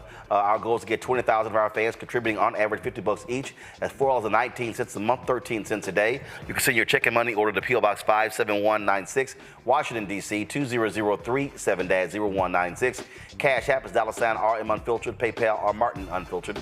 Venmo is RM Unfiltered. Zelle Roland at RolandSMartin.com. Roland at RolandMartinUnfiltered.com. We'll be right back. I'm Dr. Greg Carr, and coming up on the next Black Table, thinking about the Black freedom movement in a global way. Dr. John Monroe joins us to discuss his book, The Anti-Colonial Front, which maps the social justice movement in the United States and its impact internationally, from Asia to Africa, and how movements like anti-communism were used to slow down racial equality, like critical race theory today. Critical race theory today, communism back then, that's essentially mobilized to shut down any challenges to a given system of power. Connecting the civil rights movement to colonialism on the next Black Table, exclusively here on the BlackStar Network. Fanbase is pioneering a new era of social media for the creator economy. This next generation social media app with over 600,000 users is raising $17 million, and now is your chance to invest. For details on how to invest, visit StartEngine.com/fanbase or scan the QR code. Another way we're giving you the freedom to be you without limits. Hey, what's up? It's Sammy Roman. Hey, it's John Murray, the executive producer of the new Sherry Shepherd Talk Show. It's me, Sherry Shepherd, and you know what you're watching, Roland Martin Unfiltered.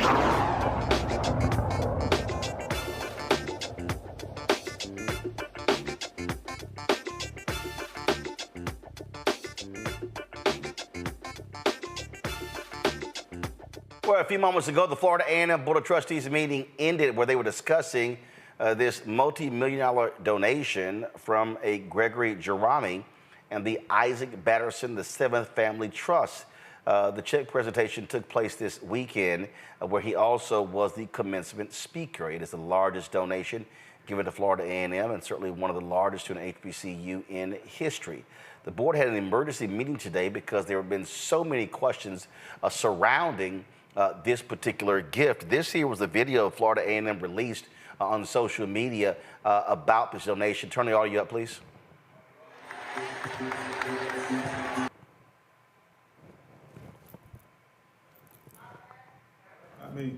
And sign this agreement on behalf of Florida A&M University, the Jerami Family Foundation. The $237 million gift is more than the size of the FAMU endowment value and represents one of the largest single personal donations to a historically Black college and university. To be able to give back to HBCU at this level is important to me. To be able to choose, for our foundation, to be able to choose a university where our legacy will continue and will be the most impactful for generations and generations to come. That is the most important thing to our foundation and us. President Dr. Larry Robinson says this donation will have a far-reaching impact on the academics and the athletics programs at Florida A&M University. Well, we are extremely grateful and ecstatic about this game-changing donation to Florida A&M University. Jerami is the founder of Batterson Farms Corporation and a champion of sustainable agriculture and biodegradable hemp products in Texas. For Florida A&M University, I'm Giovanni Hampton.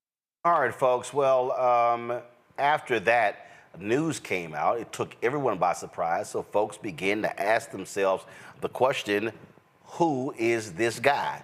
Who is Gregory Jerami? Well, Jarrell Blakely penned an op-ed in Education Newsflash called "For the Love of Money, Has FAMU Been Fooled?" He's been posting a number of different things on social media about Gregory Jerami, and these are questions that, frankly, were not answered in today's board meeting. Jeremy joins us from Indianapolis, so glad to have joins from Indianapolis. So, Jarrell, I listened to about an hour of the board meeting. I had to go live on the show.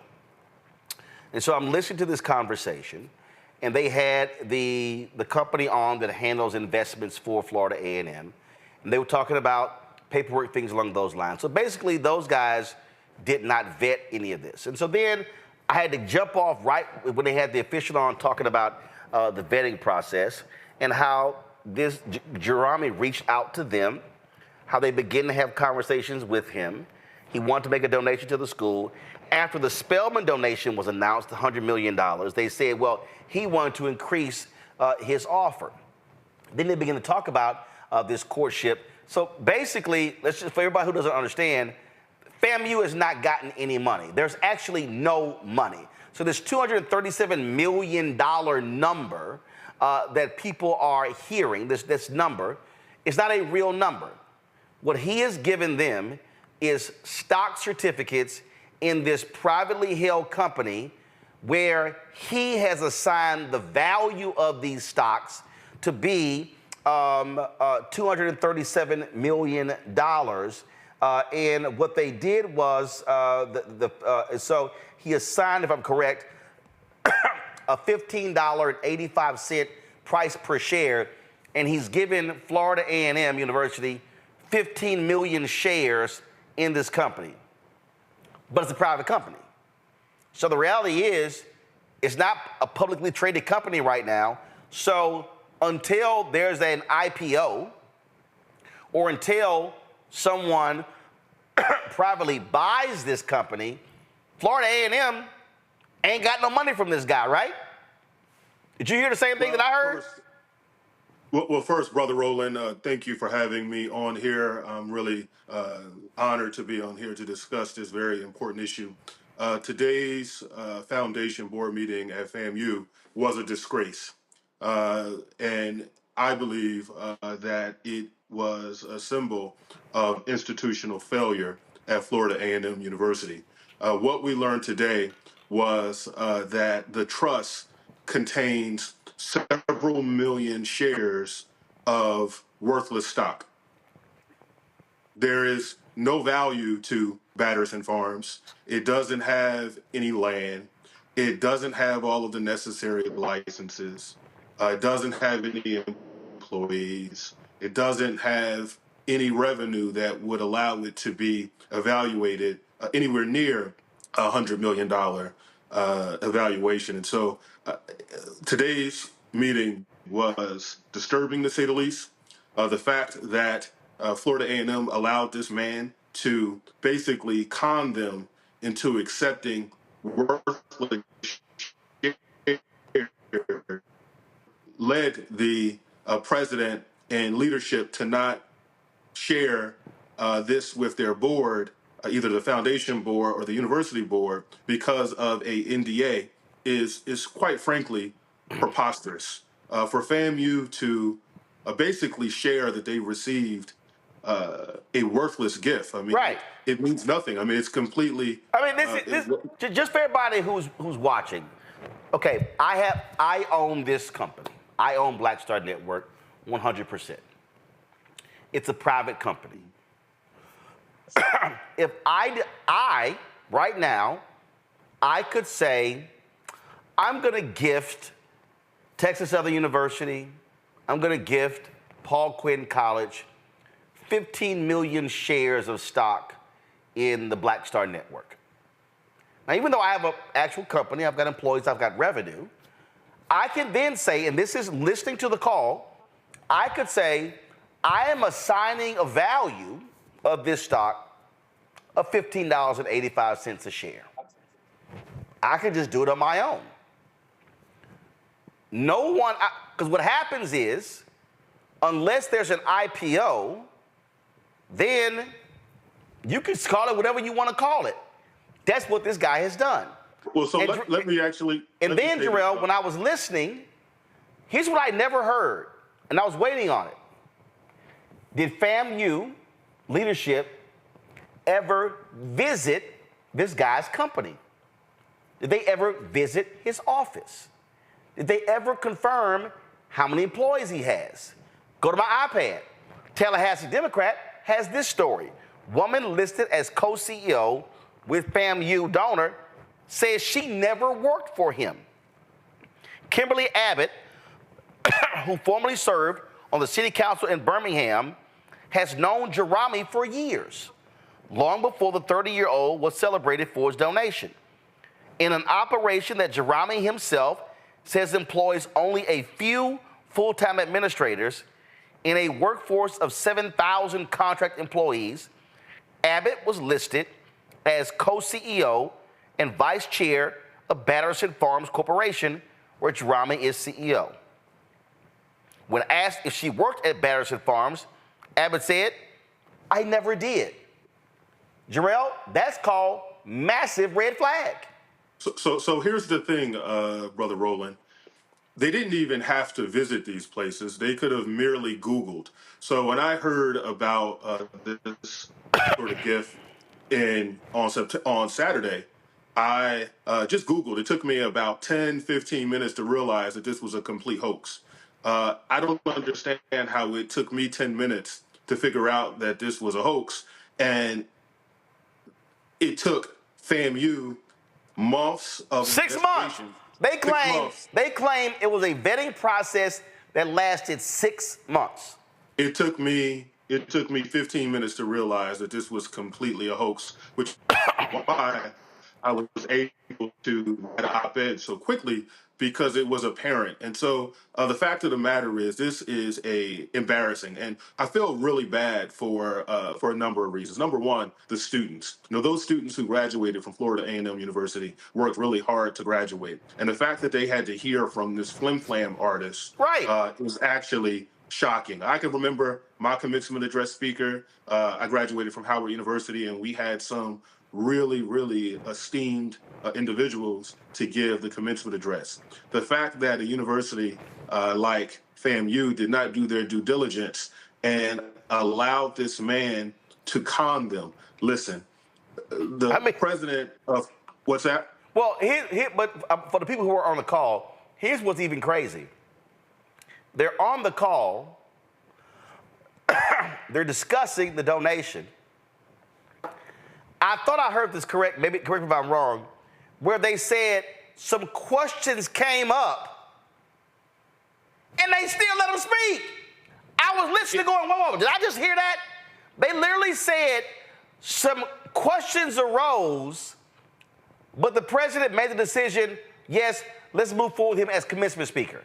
I was like... So let me say this. So let me say this. FAMU deserves better. The fact that this happened is an institutional failure of massive proportions.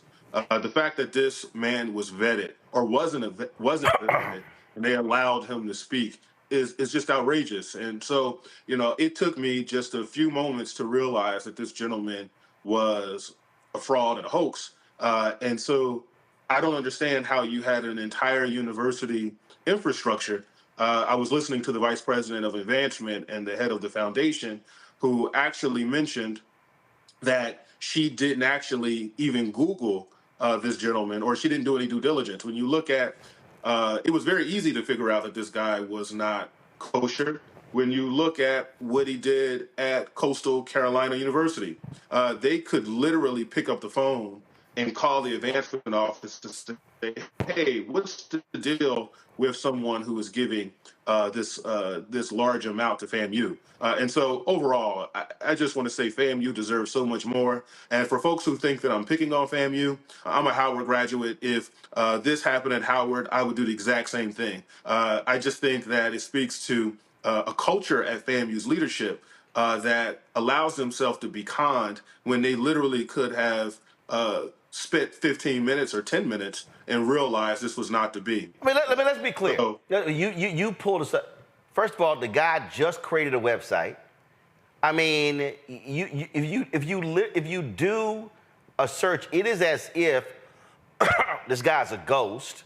But when you pull stuff up, and I'm just sort of shaking my head, going, what in the hell were the FAMU folks doing? And of course, the president now says they're putting this thing, on ice. But I'm still I'm still trying to understand some basic things. What does he have a real business? Have you seen it? Have you been to the offices? No. He supposedly the stocks are in hydroponic and agriculture business. Have you seen any of it? Has anybody with Florida A&M physically said, yes, we visited his corporate office, we saw the farms, we met with workers? On that, everything I heard in that call, nobody ever said that. When I got off after about an hour, did you hear anybody say that? No. So that is what's actually outrageous. The fact of the matter is you have an advancement office. You have a president. And the fact that the president did not let the board know is malfeasance of a highest level. I can tell you that it's incompetence. And I'll just say this, FAMU deserves better. The fact that an esteemed university that was led by so many great people has fallen to these sort of levels is really a shame. The class of 2024 had a very difficult time. They started college in the middle of a pandemic, and they deserve to have a commencement address, speaker. So I'll tell you what, I am willing for nothing. I actually make a donation. I am willing to give a commencement address at Florida A&M University so that they can hear from someone who basically did more work to uncover this than the university that they were educated at. I mean, hell, I spoke Saturday at Wilberforce graduation, and I've done Stillman, South Carolina State, Lane. I got a real resume. This dude ain't got no resume. I mean, this Batterson Farms, the Seventh, the Family Trust, all this stuff sounds great, and it's just like, what are y'all talking about? I'm going to say this: if you are familiar with New Jack City, there's a scene when Nino Brown is in the boardroom where he's going around saying, "Nobody know nothing." I mean, the fact of the matter is, how this could happen is an institutional disgrace. And I'm not picking on FAMU. The fact of the matter is, it doesn't take a PhD in nuclear chemistry like the president of the university has to figure this out. It took me 15 minutes. And I can tell you that I appreciate some of the phone calls that I've gotten from the Rattler Nation thanking me for this. But I can also say that I was a little disturbed by some of the social media venom from some rattlers who... Oh, man, they were dogging you, bro. Mind your... First of all, listen, let's just be real frank. Let's be like, where'd you go to college? I went to Howard University. Okay, all right. So you went to HBCU. Listen, I went to Texas A&M. And HBCU folk are protective about their individual school and HBCUs as opposed to, let's deal with the truth. And there were people who were attacking you, they were attacking others, as opposed to finding out the truth. And you've been posting a number of different stuff like, is this the house he live in? Is this the farm? I think you posted one item where he supposedly said he bought some farm or something and the property is still not sold. The thing never went through. I saw one story where he reached out to the University of Texas and they basically laughed at his ass. He called the University of Texas to try to give some money, and the University of Texas essentially laughed at him and hung up. But he's supposedly based in Texas. Bruh, come on. Yeah, I mean, listen, I'll just reiterate. FAMU deserves better. This is, in the board meeting today, was an embarrassment.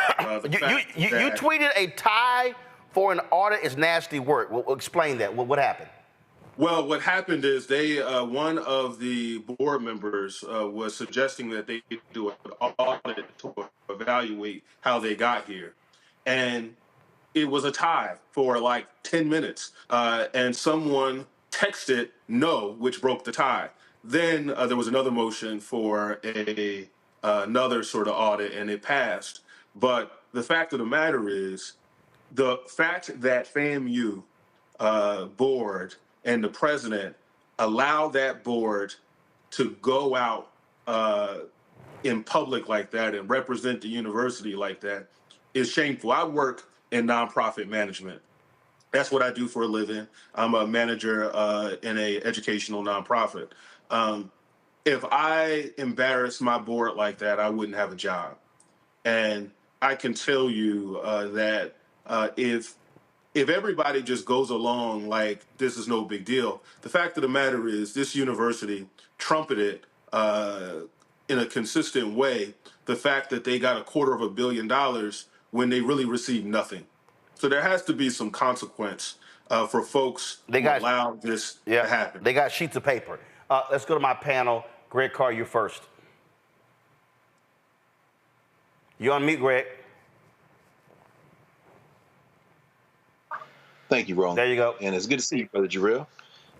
Yeah, I used to be a student of Dr. Carr, by the way. I took a class with Dr. Carr at Howard.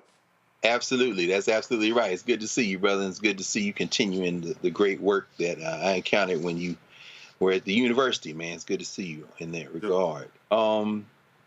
My question has to do with, I guess I could frame it by saying we don't have all the facts.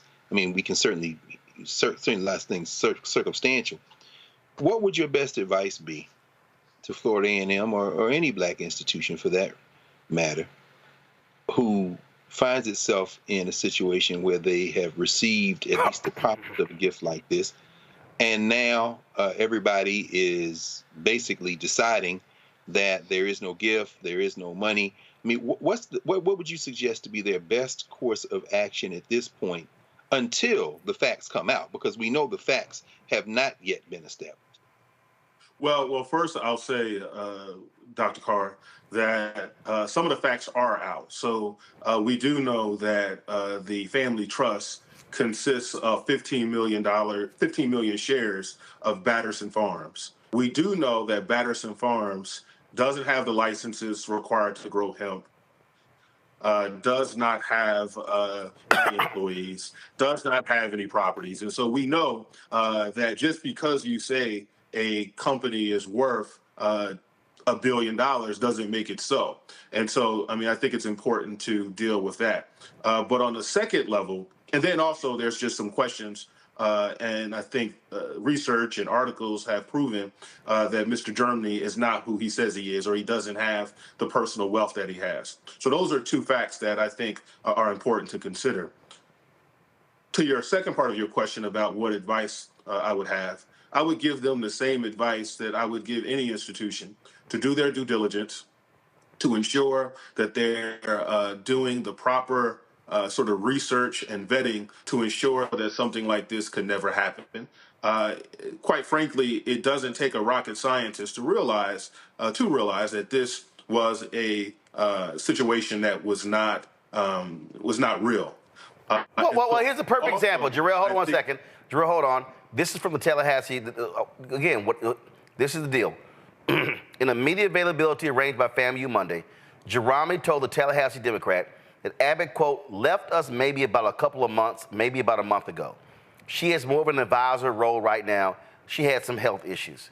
When asked later whether he would be surprised to hear Abbott said she was never an employee of Batterson Farms and never received any compensation as an employee, Jerami said, quote, nothing surprises me anymore.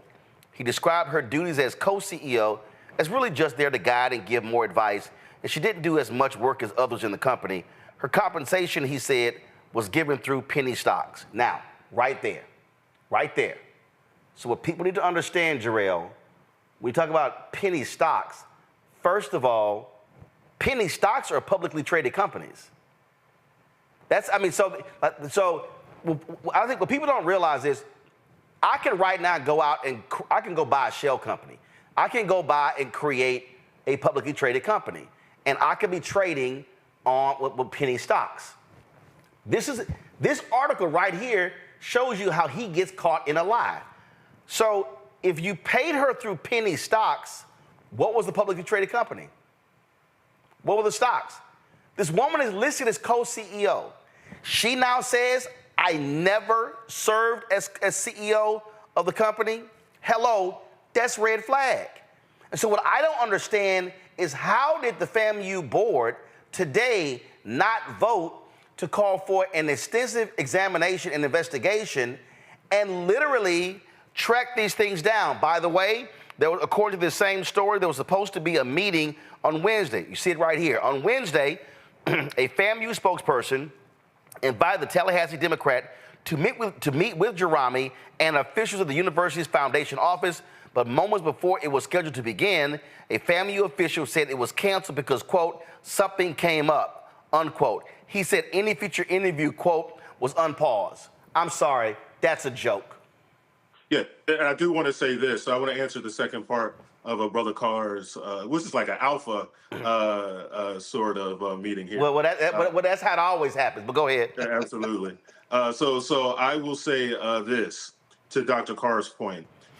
It's important to do your due diligence, and it's also important to inform your board. I think that is a massive failure on this part. The fact that the foundation board and the university board was not informed is a failure of just massive proportions. The fact that the president is saying that they couldn't tell their board because they had an NDA is crazy. The fact of the matter is the president is an employee of the board. Yeah. So that's just pure board governance and just pure, organizational governance. And the fact that he thought it was appropriate to say, hey, we couldn't tell you because we had an NDA. You can't do anything. And you are a state institution. And so even though you are Florida A&M and you sign a NDA, somebody in the state of Florida has the authority to review the NDA. You're a state institution.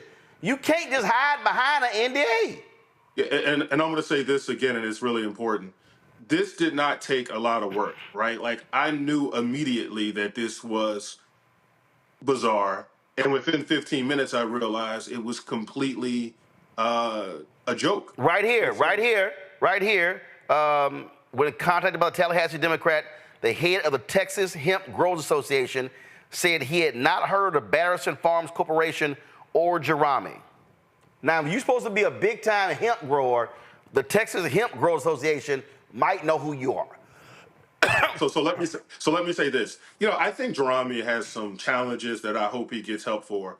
I don't necessarily blame Jerami because it's obvious that he needs help. Right. Who I do blame is the university that allowed themselves to be a pawn. Yep. The fact that they didn't do their due diligence and allowed this man to give a commencement address. That, for me, speaks to massive institutional failures that has to change. FAMU deserves better. And not only that, you don't deserve this. Not only that, Kim Godwin, who at the time was the president of ABC News, was out the next day, sent 2 camera crews to the graduation to cover it.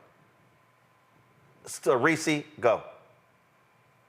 Mr. Blakely, thank you for being here. I think it's strange that FAMU did less due diligence than Risa Tisa did in Who the F Did I Marry on TikTok. But thanks to, and part of your voice around this has brought attention to a very bizarre and strange scam, it appears.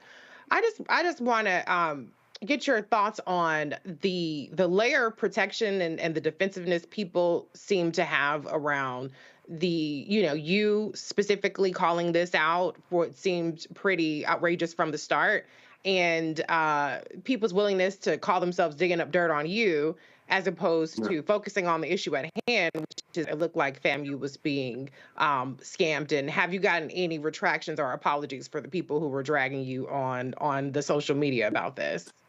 Well, I'll just say that people are kind of quiet. I haven't really heard anything recently since the board meeting because it turns out I was 100% right.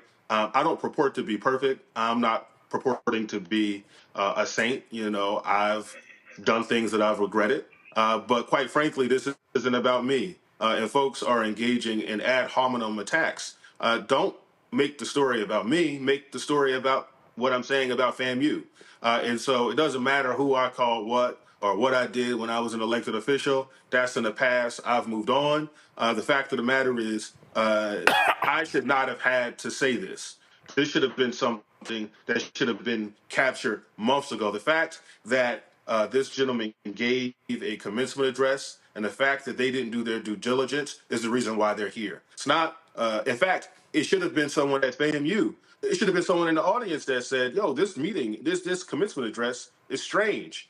Who's this guy? But the fact that the entire academic hierarchy at FAMU, folks with PhDs, law degrees, JDs, PhDs, MBAs, allowed themselves to allow this man to present a worthless check on the stage of FAMU's graduation and have Charlie Wilson's I'm Blessed and the OJ's For the Love of Money playing is shameful. Like, it's just, it's the most ridiculous thing ever. And the fact that they allow that to happen is the story, not who I called what when I was an elected official. Lauren? Jarrell, is there any possibility that FAMU had some sort of like Mackenzie Scott fever and thought that this was real? Have they ever gotten another donation that was even close to this type of donation?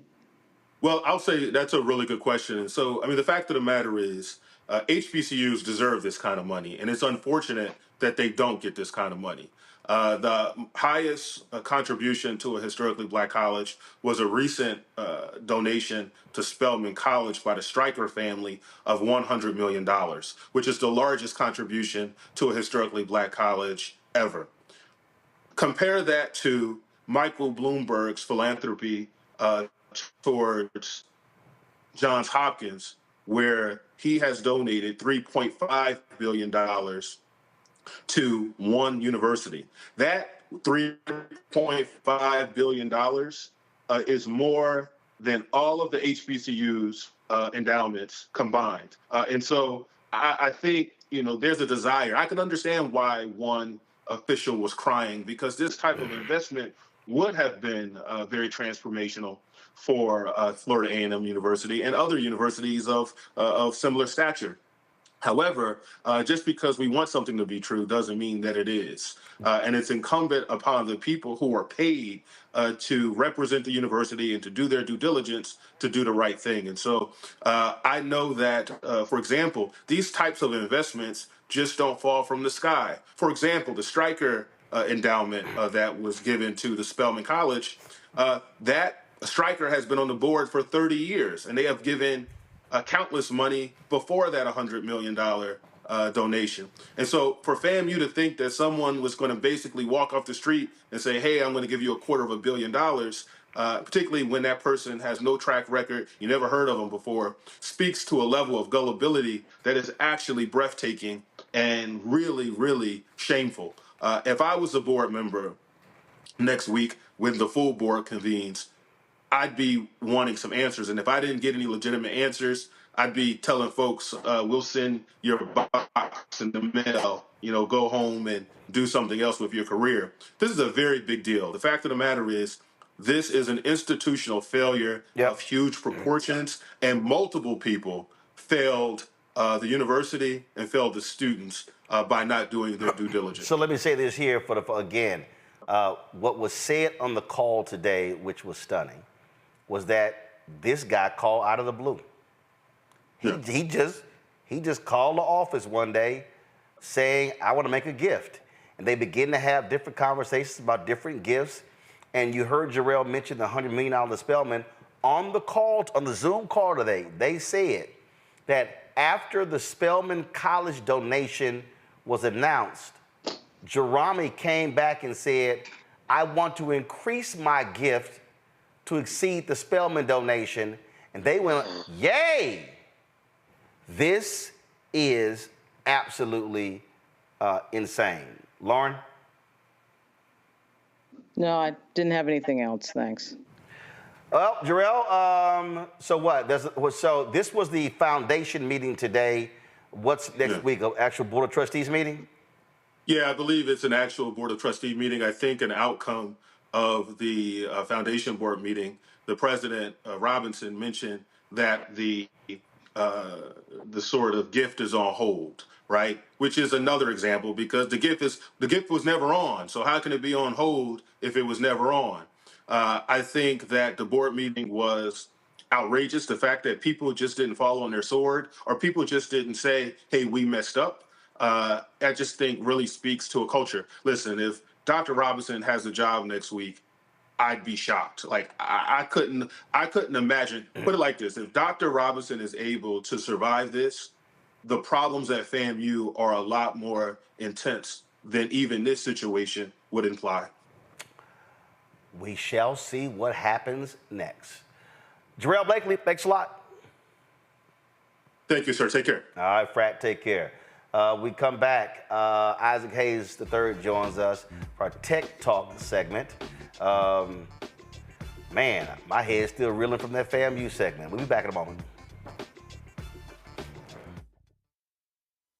Fanbase is pioneering a new era of social media for the creator economy. This next generation social media app with over 600,000 users is raising $17 million, and now is your chance to invest. For details on how to invest, visit startengine.com/fanbase or scan the QR code. Another way we're giving you the freedom to be you without limits. On A Balanced Life with me, Dr. Jackie, the necessity of believing in things you can't see. It's called faith. It comes in all shapes and sizes, and it's powerful. And it's a big part of being able to live a balanced life. The valley I experienced being a cancer survivor was one where my footing was completely unstable. I had no idea what to do. And in that instance of not knowing what to do, I had to rely on faith. That's all next on A Balanced Life, only on BlackStar Network. When you talk about blackness and what happens in black culture, we're about covering these things that matter to us, speaking to our issues and concerns. This is a genuine people-powered movement. There's a lot of stuff that we're not getting. You get it, and you spread the word. We wish to plead our own cause. Too long have others spoken for us. We cannot tell our own story if we can't pay for it. This is about covering us. Invest in black-owned media. Your dollars matter. We don't have to keep asking them to cover our stuff. So please support us in what we do, folks. We want to hit 2,000 people, $50 this month, raise $100,000. We're behind 100,000, so we want to hit that. Y'all money makes this possible. Checks and money orders go to P.O. Box 57196, Washington, D.C. 20037-0196. The Cash App is $RM Unfiltered. PayPal is R Martin Unfiltered. Venmo is RM Unfiltered. Zelle is Roland@RolandSMartin.com. Me, Sherry Shepard with Sammy Roman. I'm Dr. Robin B., pharmacist and fitness coach, and you're watching Roland Martin Unfiltered.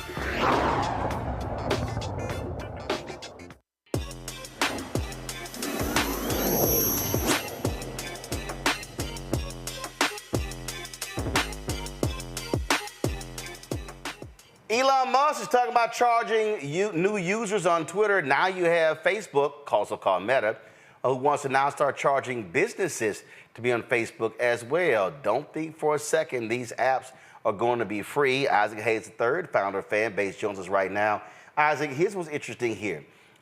These social media apps have been getting killed when Apple made changes to their phone, allowing people to stop being tracked. That's how they were making their billions. Now these companies are freaking out. They got to figure out how to find that money. And so they're going to start charging folk to be on these platforms. Absolutely. I think when Apple and Google allow users to opt out of being tracked when they're not inside the applications, that prevented a lot of these companies from being able to sell data and increase ad revenue. So for that very reason, a lot of people, including myself, have opted out of being tracked while I'm not using specific apps. And so Instagram and Meta are finding a way to offset that cost with this new Meta Verified for Business. That's pretty pricey if you look at it, Roland. Absolutely. And here's the deal. When we talk about this, you know, what happened here, I remember when that happened because what the folk realized was, well, hold up, we got the power here. So Apple's all about privacy. And when Facebook was getting crushed on Capitol Hill when it came to selling of data, when they put that that became basically a poison pill for Facebook, and they've been reeling ever since. And so now you have this new deal, and they're starting in Australia and New Zealand, and they're going to be charging, what, $14.99 a month for businesses? I'm going to tell you these prices: $14.99, $44.99, $119.99, and $349.99. Yeah, the max plan is $350 a month. Yeah. And I mean, you're paying for more visibility, which should tip people off to the fact that your content is being suppressed. Meaning, like, if they're making you pay to be seen, then they're basically charging you to already be visible to the people that already follow you, and they're going to allow you to put links in your profile, other things like that. So I just found it extremely interesting. But this is just speaking more to the fact that I think these platforms are trying to offset the cost of losing ad revenue, and they're so ad revenue dependent, which is why this shift towards subscription-based services in social media is changing. And this is kind of like a middle point. This is like a way to kind of lead people into where Fanbase already is, because this is basically a subscription. You're basically subscribing to have more visibility on the platform, and that's what Meta is doing with this program. Lauren. So Isaac, don't you think the subscription model at some point, and I'm talking to somebody who has a StreamYard platform, is going to wear everybody out? Because now everything is becoming subscription. Everything is becoming pay me every month, pay me something every month, and that's starting to get old real fast. That starts to add up, as you know. So when do you think the breaking point of the subscription model business may be?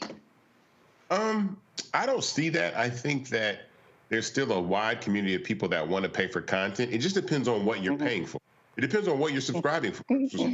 Because when you subscribe to Netflix every month, you're paying $20, $30 a month to subscribe to every single piece of content that is on Netflix. And you might not watch 99% of it, right? But if you could subscribe to someone for $2.99 a month and get an entire network of content specifically from that person, then you would pay for that and get rid of Netflix. And so I think subscription fatigue is absolutely real, but I think as subscription-based services become more available and more widely known, there will be niche communities that subscribe to specific things that actually people are more interested in. A lot of, like with media now and television, you're casting a wide net.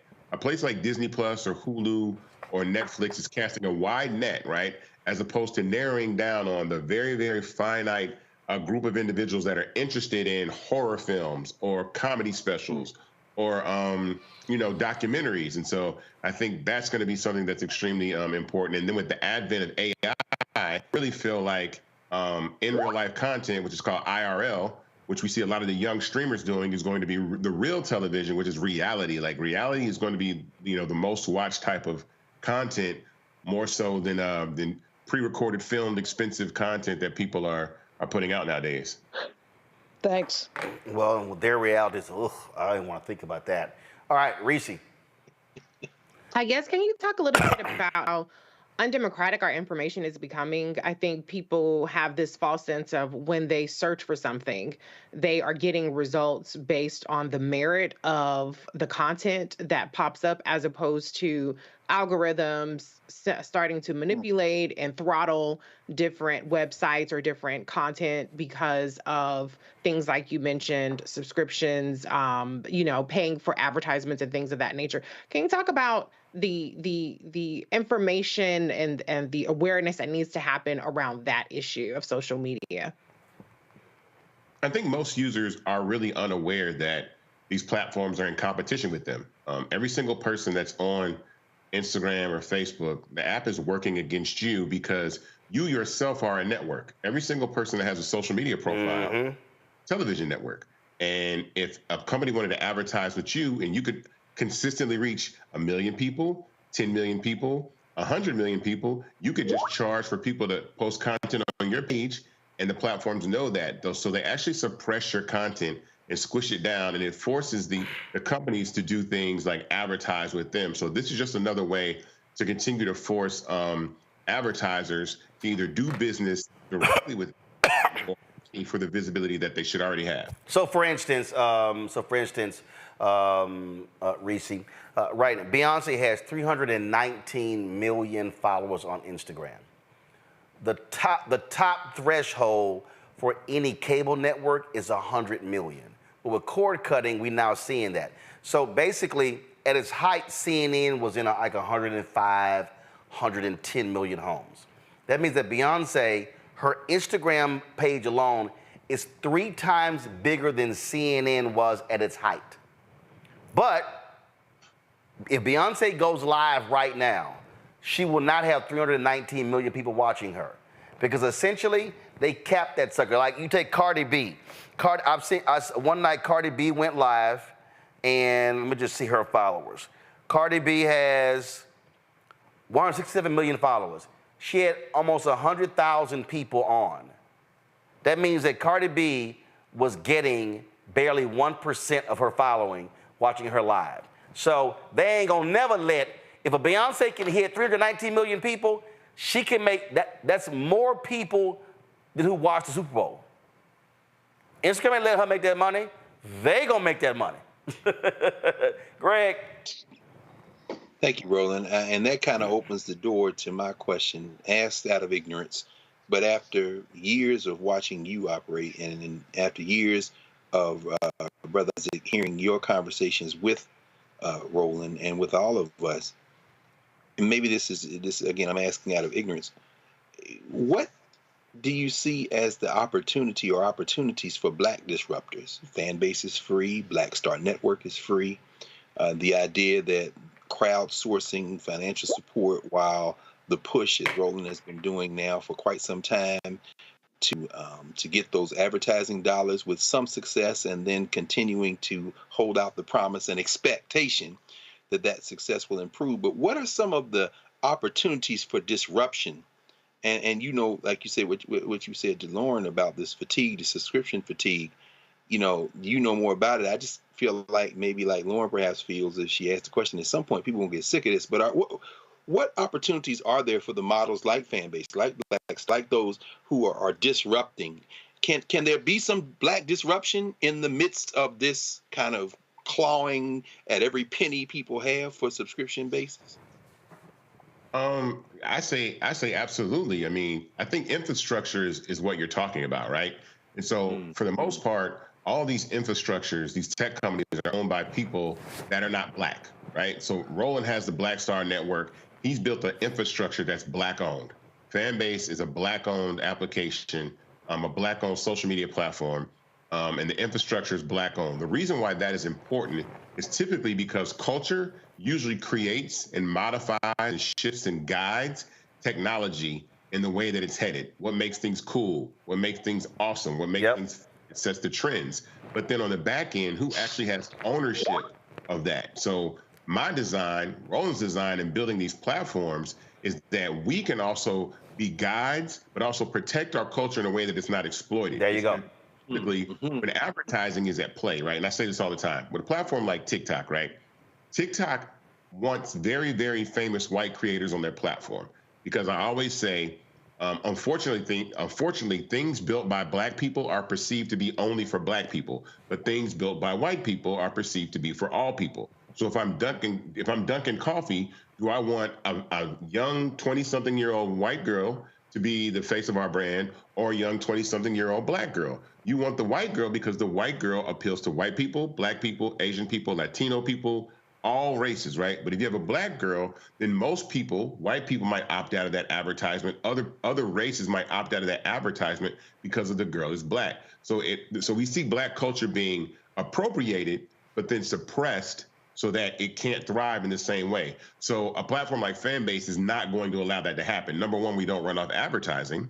And two, I want to give everybody a voice. So I want to make sure that people understand that Fanbase is not Black only, but the fact that I'm a Black founder, it just means that I understand the inequity that exists, and there will always be a conversation and always be a way that all voices are heard, no matter what race you are, because we're not basing it on trying to suppress people's content to make money. It's a community, and I'm into community building. And so that's really the most important part about this is building a new community for people to be a part of.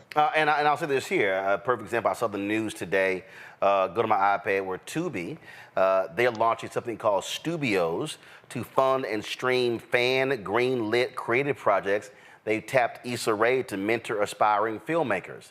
And again, here's a perfect example. Issa Rae, significant brand, and she has a fan base. But guess what? Tubi wants to bring her on, cutting a check to drive their value up. But guess what? She doesn't own Tubi. The Fox Corporation owns Tubi. And so what we're talking about here, even when you look at to your question, Greg, and I look at the work that Lauren does, what she's doing with her newsletter, the work that Reese is doing as well, and what you're doing with Karen Hunter and with us with the Black Table on BlackStar Network. Yes. This is really the hardest thing. And this is the hardest thing. And that is to get black people to decide, do I want to make black people rich, or do I want to be so associated with white folks that I have white validation? See, we just got to put it on the table. We got to put it on the table because there are black celebrities with massive following. And I know this because Isaac and I talked. He's had the numerous conversations, and they are on other social platforms making nothing. But if you say, here's an equity stake, you can come here and make millions. Yeah, but you're not them. Am I lying, Isaac? I don't think you're lying, but I think we also have to understand, I say this all the time, you know, if people like you, Roland, there are black people in this country that understand that they are not minorities by their energy or their effort or their creativity. And so for me, I'm a person that's never felt like a minority living in Atlanta. And what I mean is, when you grow up understanding that white supremacy runs everything and that you have to fight your way through that, I don't fault the paths that Oprah and Jay-Z take. I don't fight the path that, you know, I understand why, because that's the only thing that they know. They don't, and I mean, we're getting to the point now where you should know. I mean, you're out there, Roland, I'm out there. We should know that we can actually invest in these startups and scale these things to $100, $200, $300 billion companies if we want to, but we have to get past that point. But I think that's hard to tell people to not kind of like stop fighting, right? If there's no villain, then the battle is over, and what do I have to fight? And a lot of people want to be able to fight through white supremacy to gain acceptance, but I've never felt like I had to, so I never did. So that's why I operate the way that I operate with Fanbase. So that's where we are. So Isaac, first of all, give us an update on your crowdfund.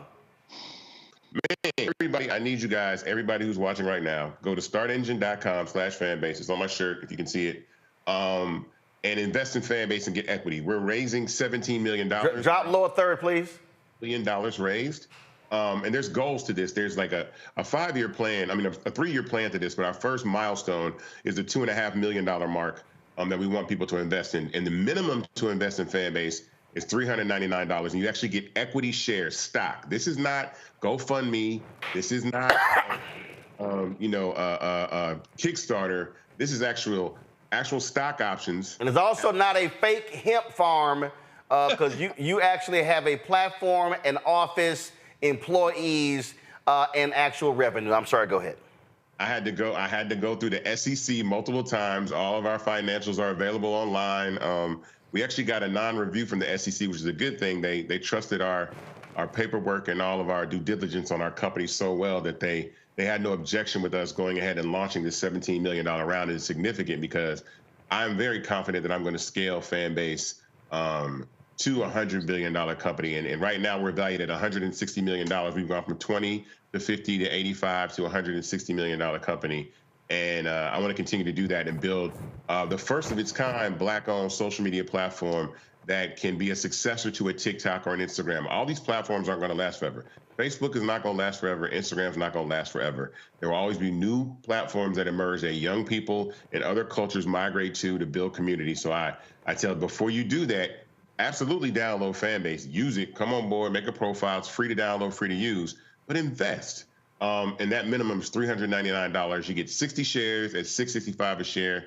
And I think it's an excellent opportunity for people to get on the cap table of a company that's continuing to scale and grow. We almost have 700,000 users. We're in 190 countries on iOS and Android. We've got some really cool functionality launching, especially next week. We got a whole new version of Live launching. So you won't be suppressed. When you go live to everybody that has Fanbase. It won't be capped by your following. So it doesn't matter who's on Fanbase. They'll be able to see your live, not based off your following. It'll be open to anybody. So if you want to DJ, if you want to do makeup, if you want to talk, have conversations or whatever, that's something that we'll be able to do. And because we've reached this $1 million threshold, we'll be able to add RTMP streaming to the platform. So Roland, your show will be able to be streamed on Fanbase coming soon, because now we've reached that threshold. So now the BlackStar Network and Roland Martin Unfiltered can also be streamed live on Fanbase. And so I'm excited about that. And that's what investing does. It allows us to continue to build the company and scale the company. So go to startengine.com/Fanbase to invest. And I am excited about that because we stream right now on Facebook,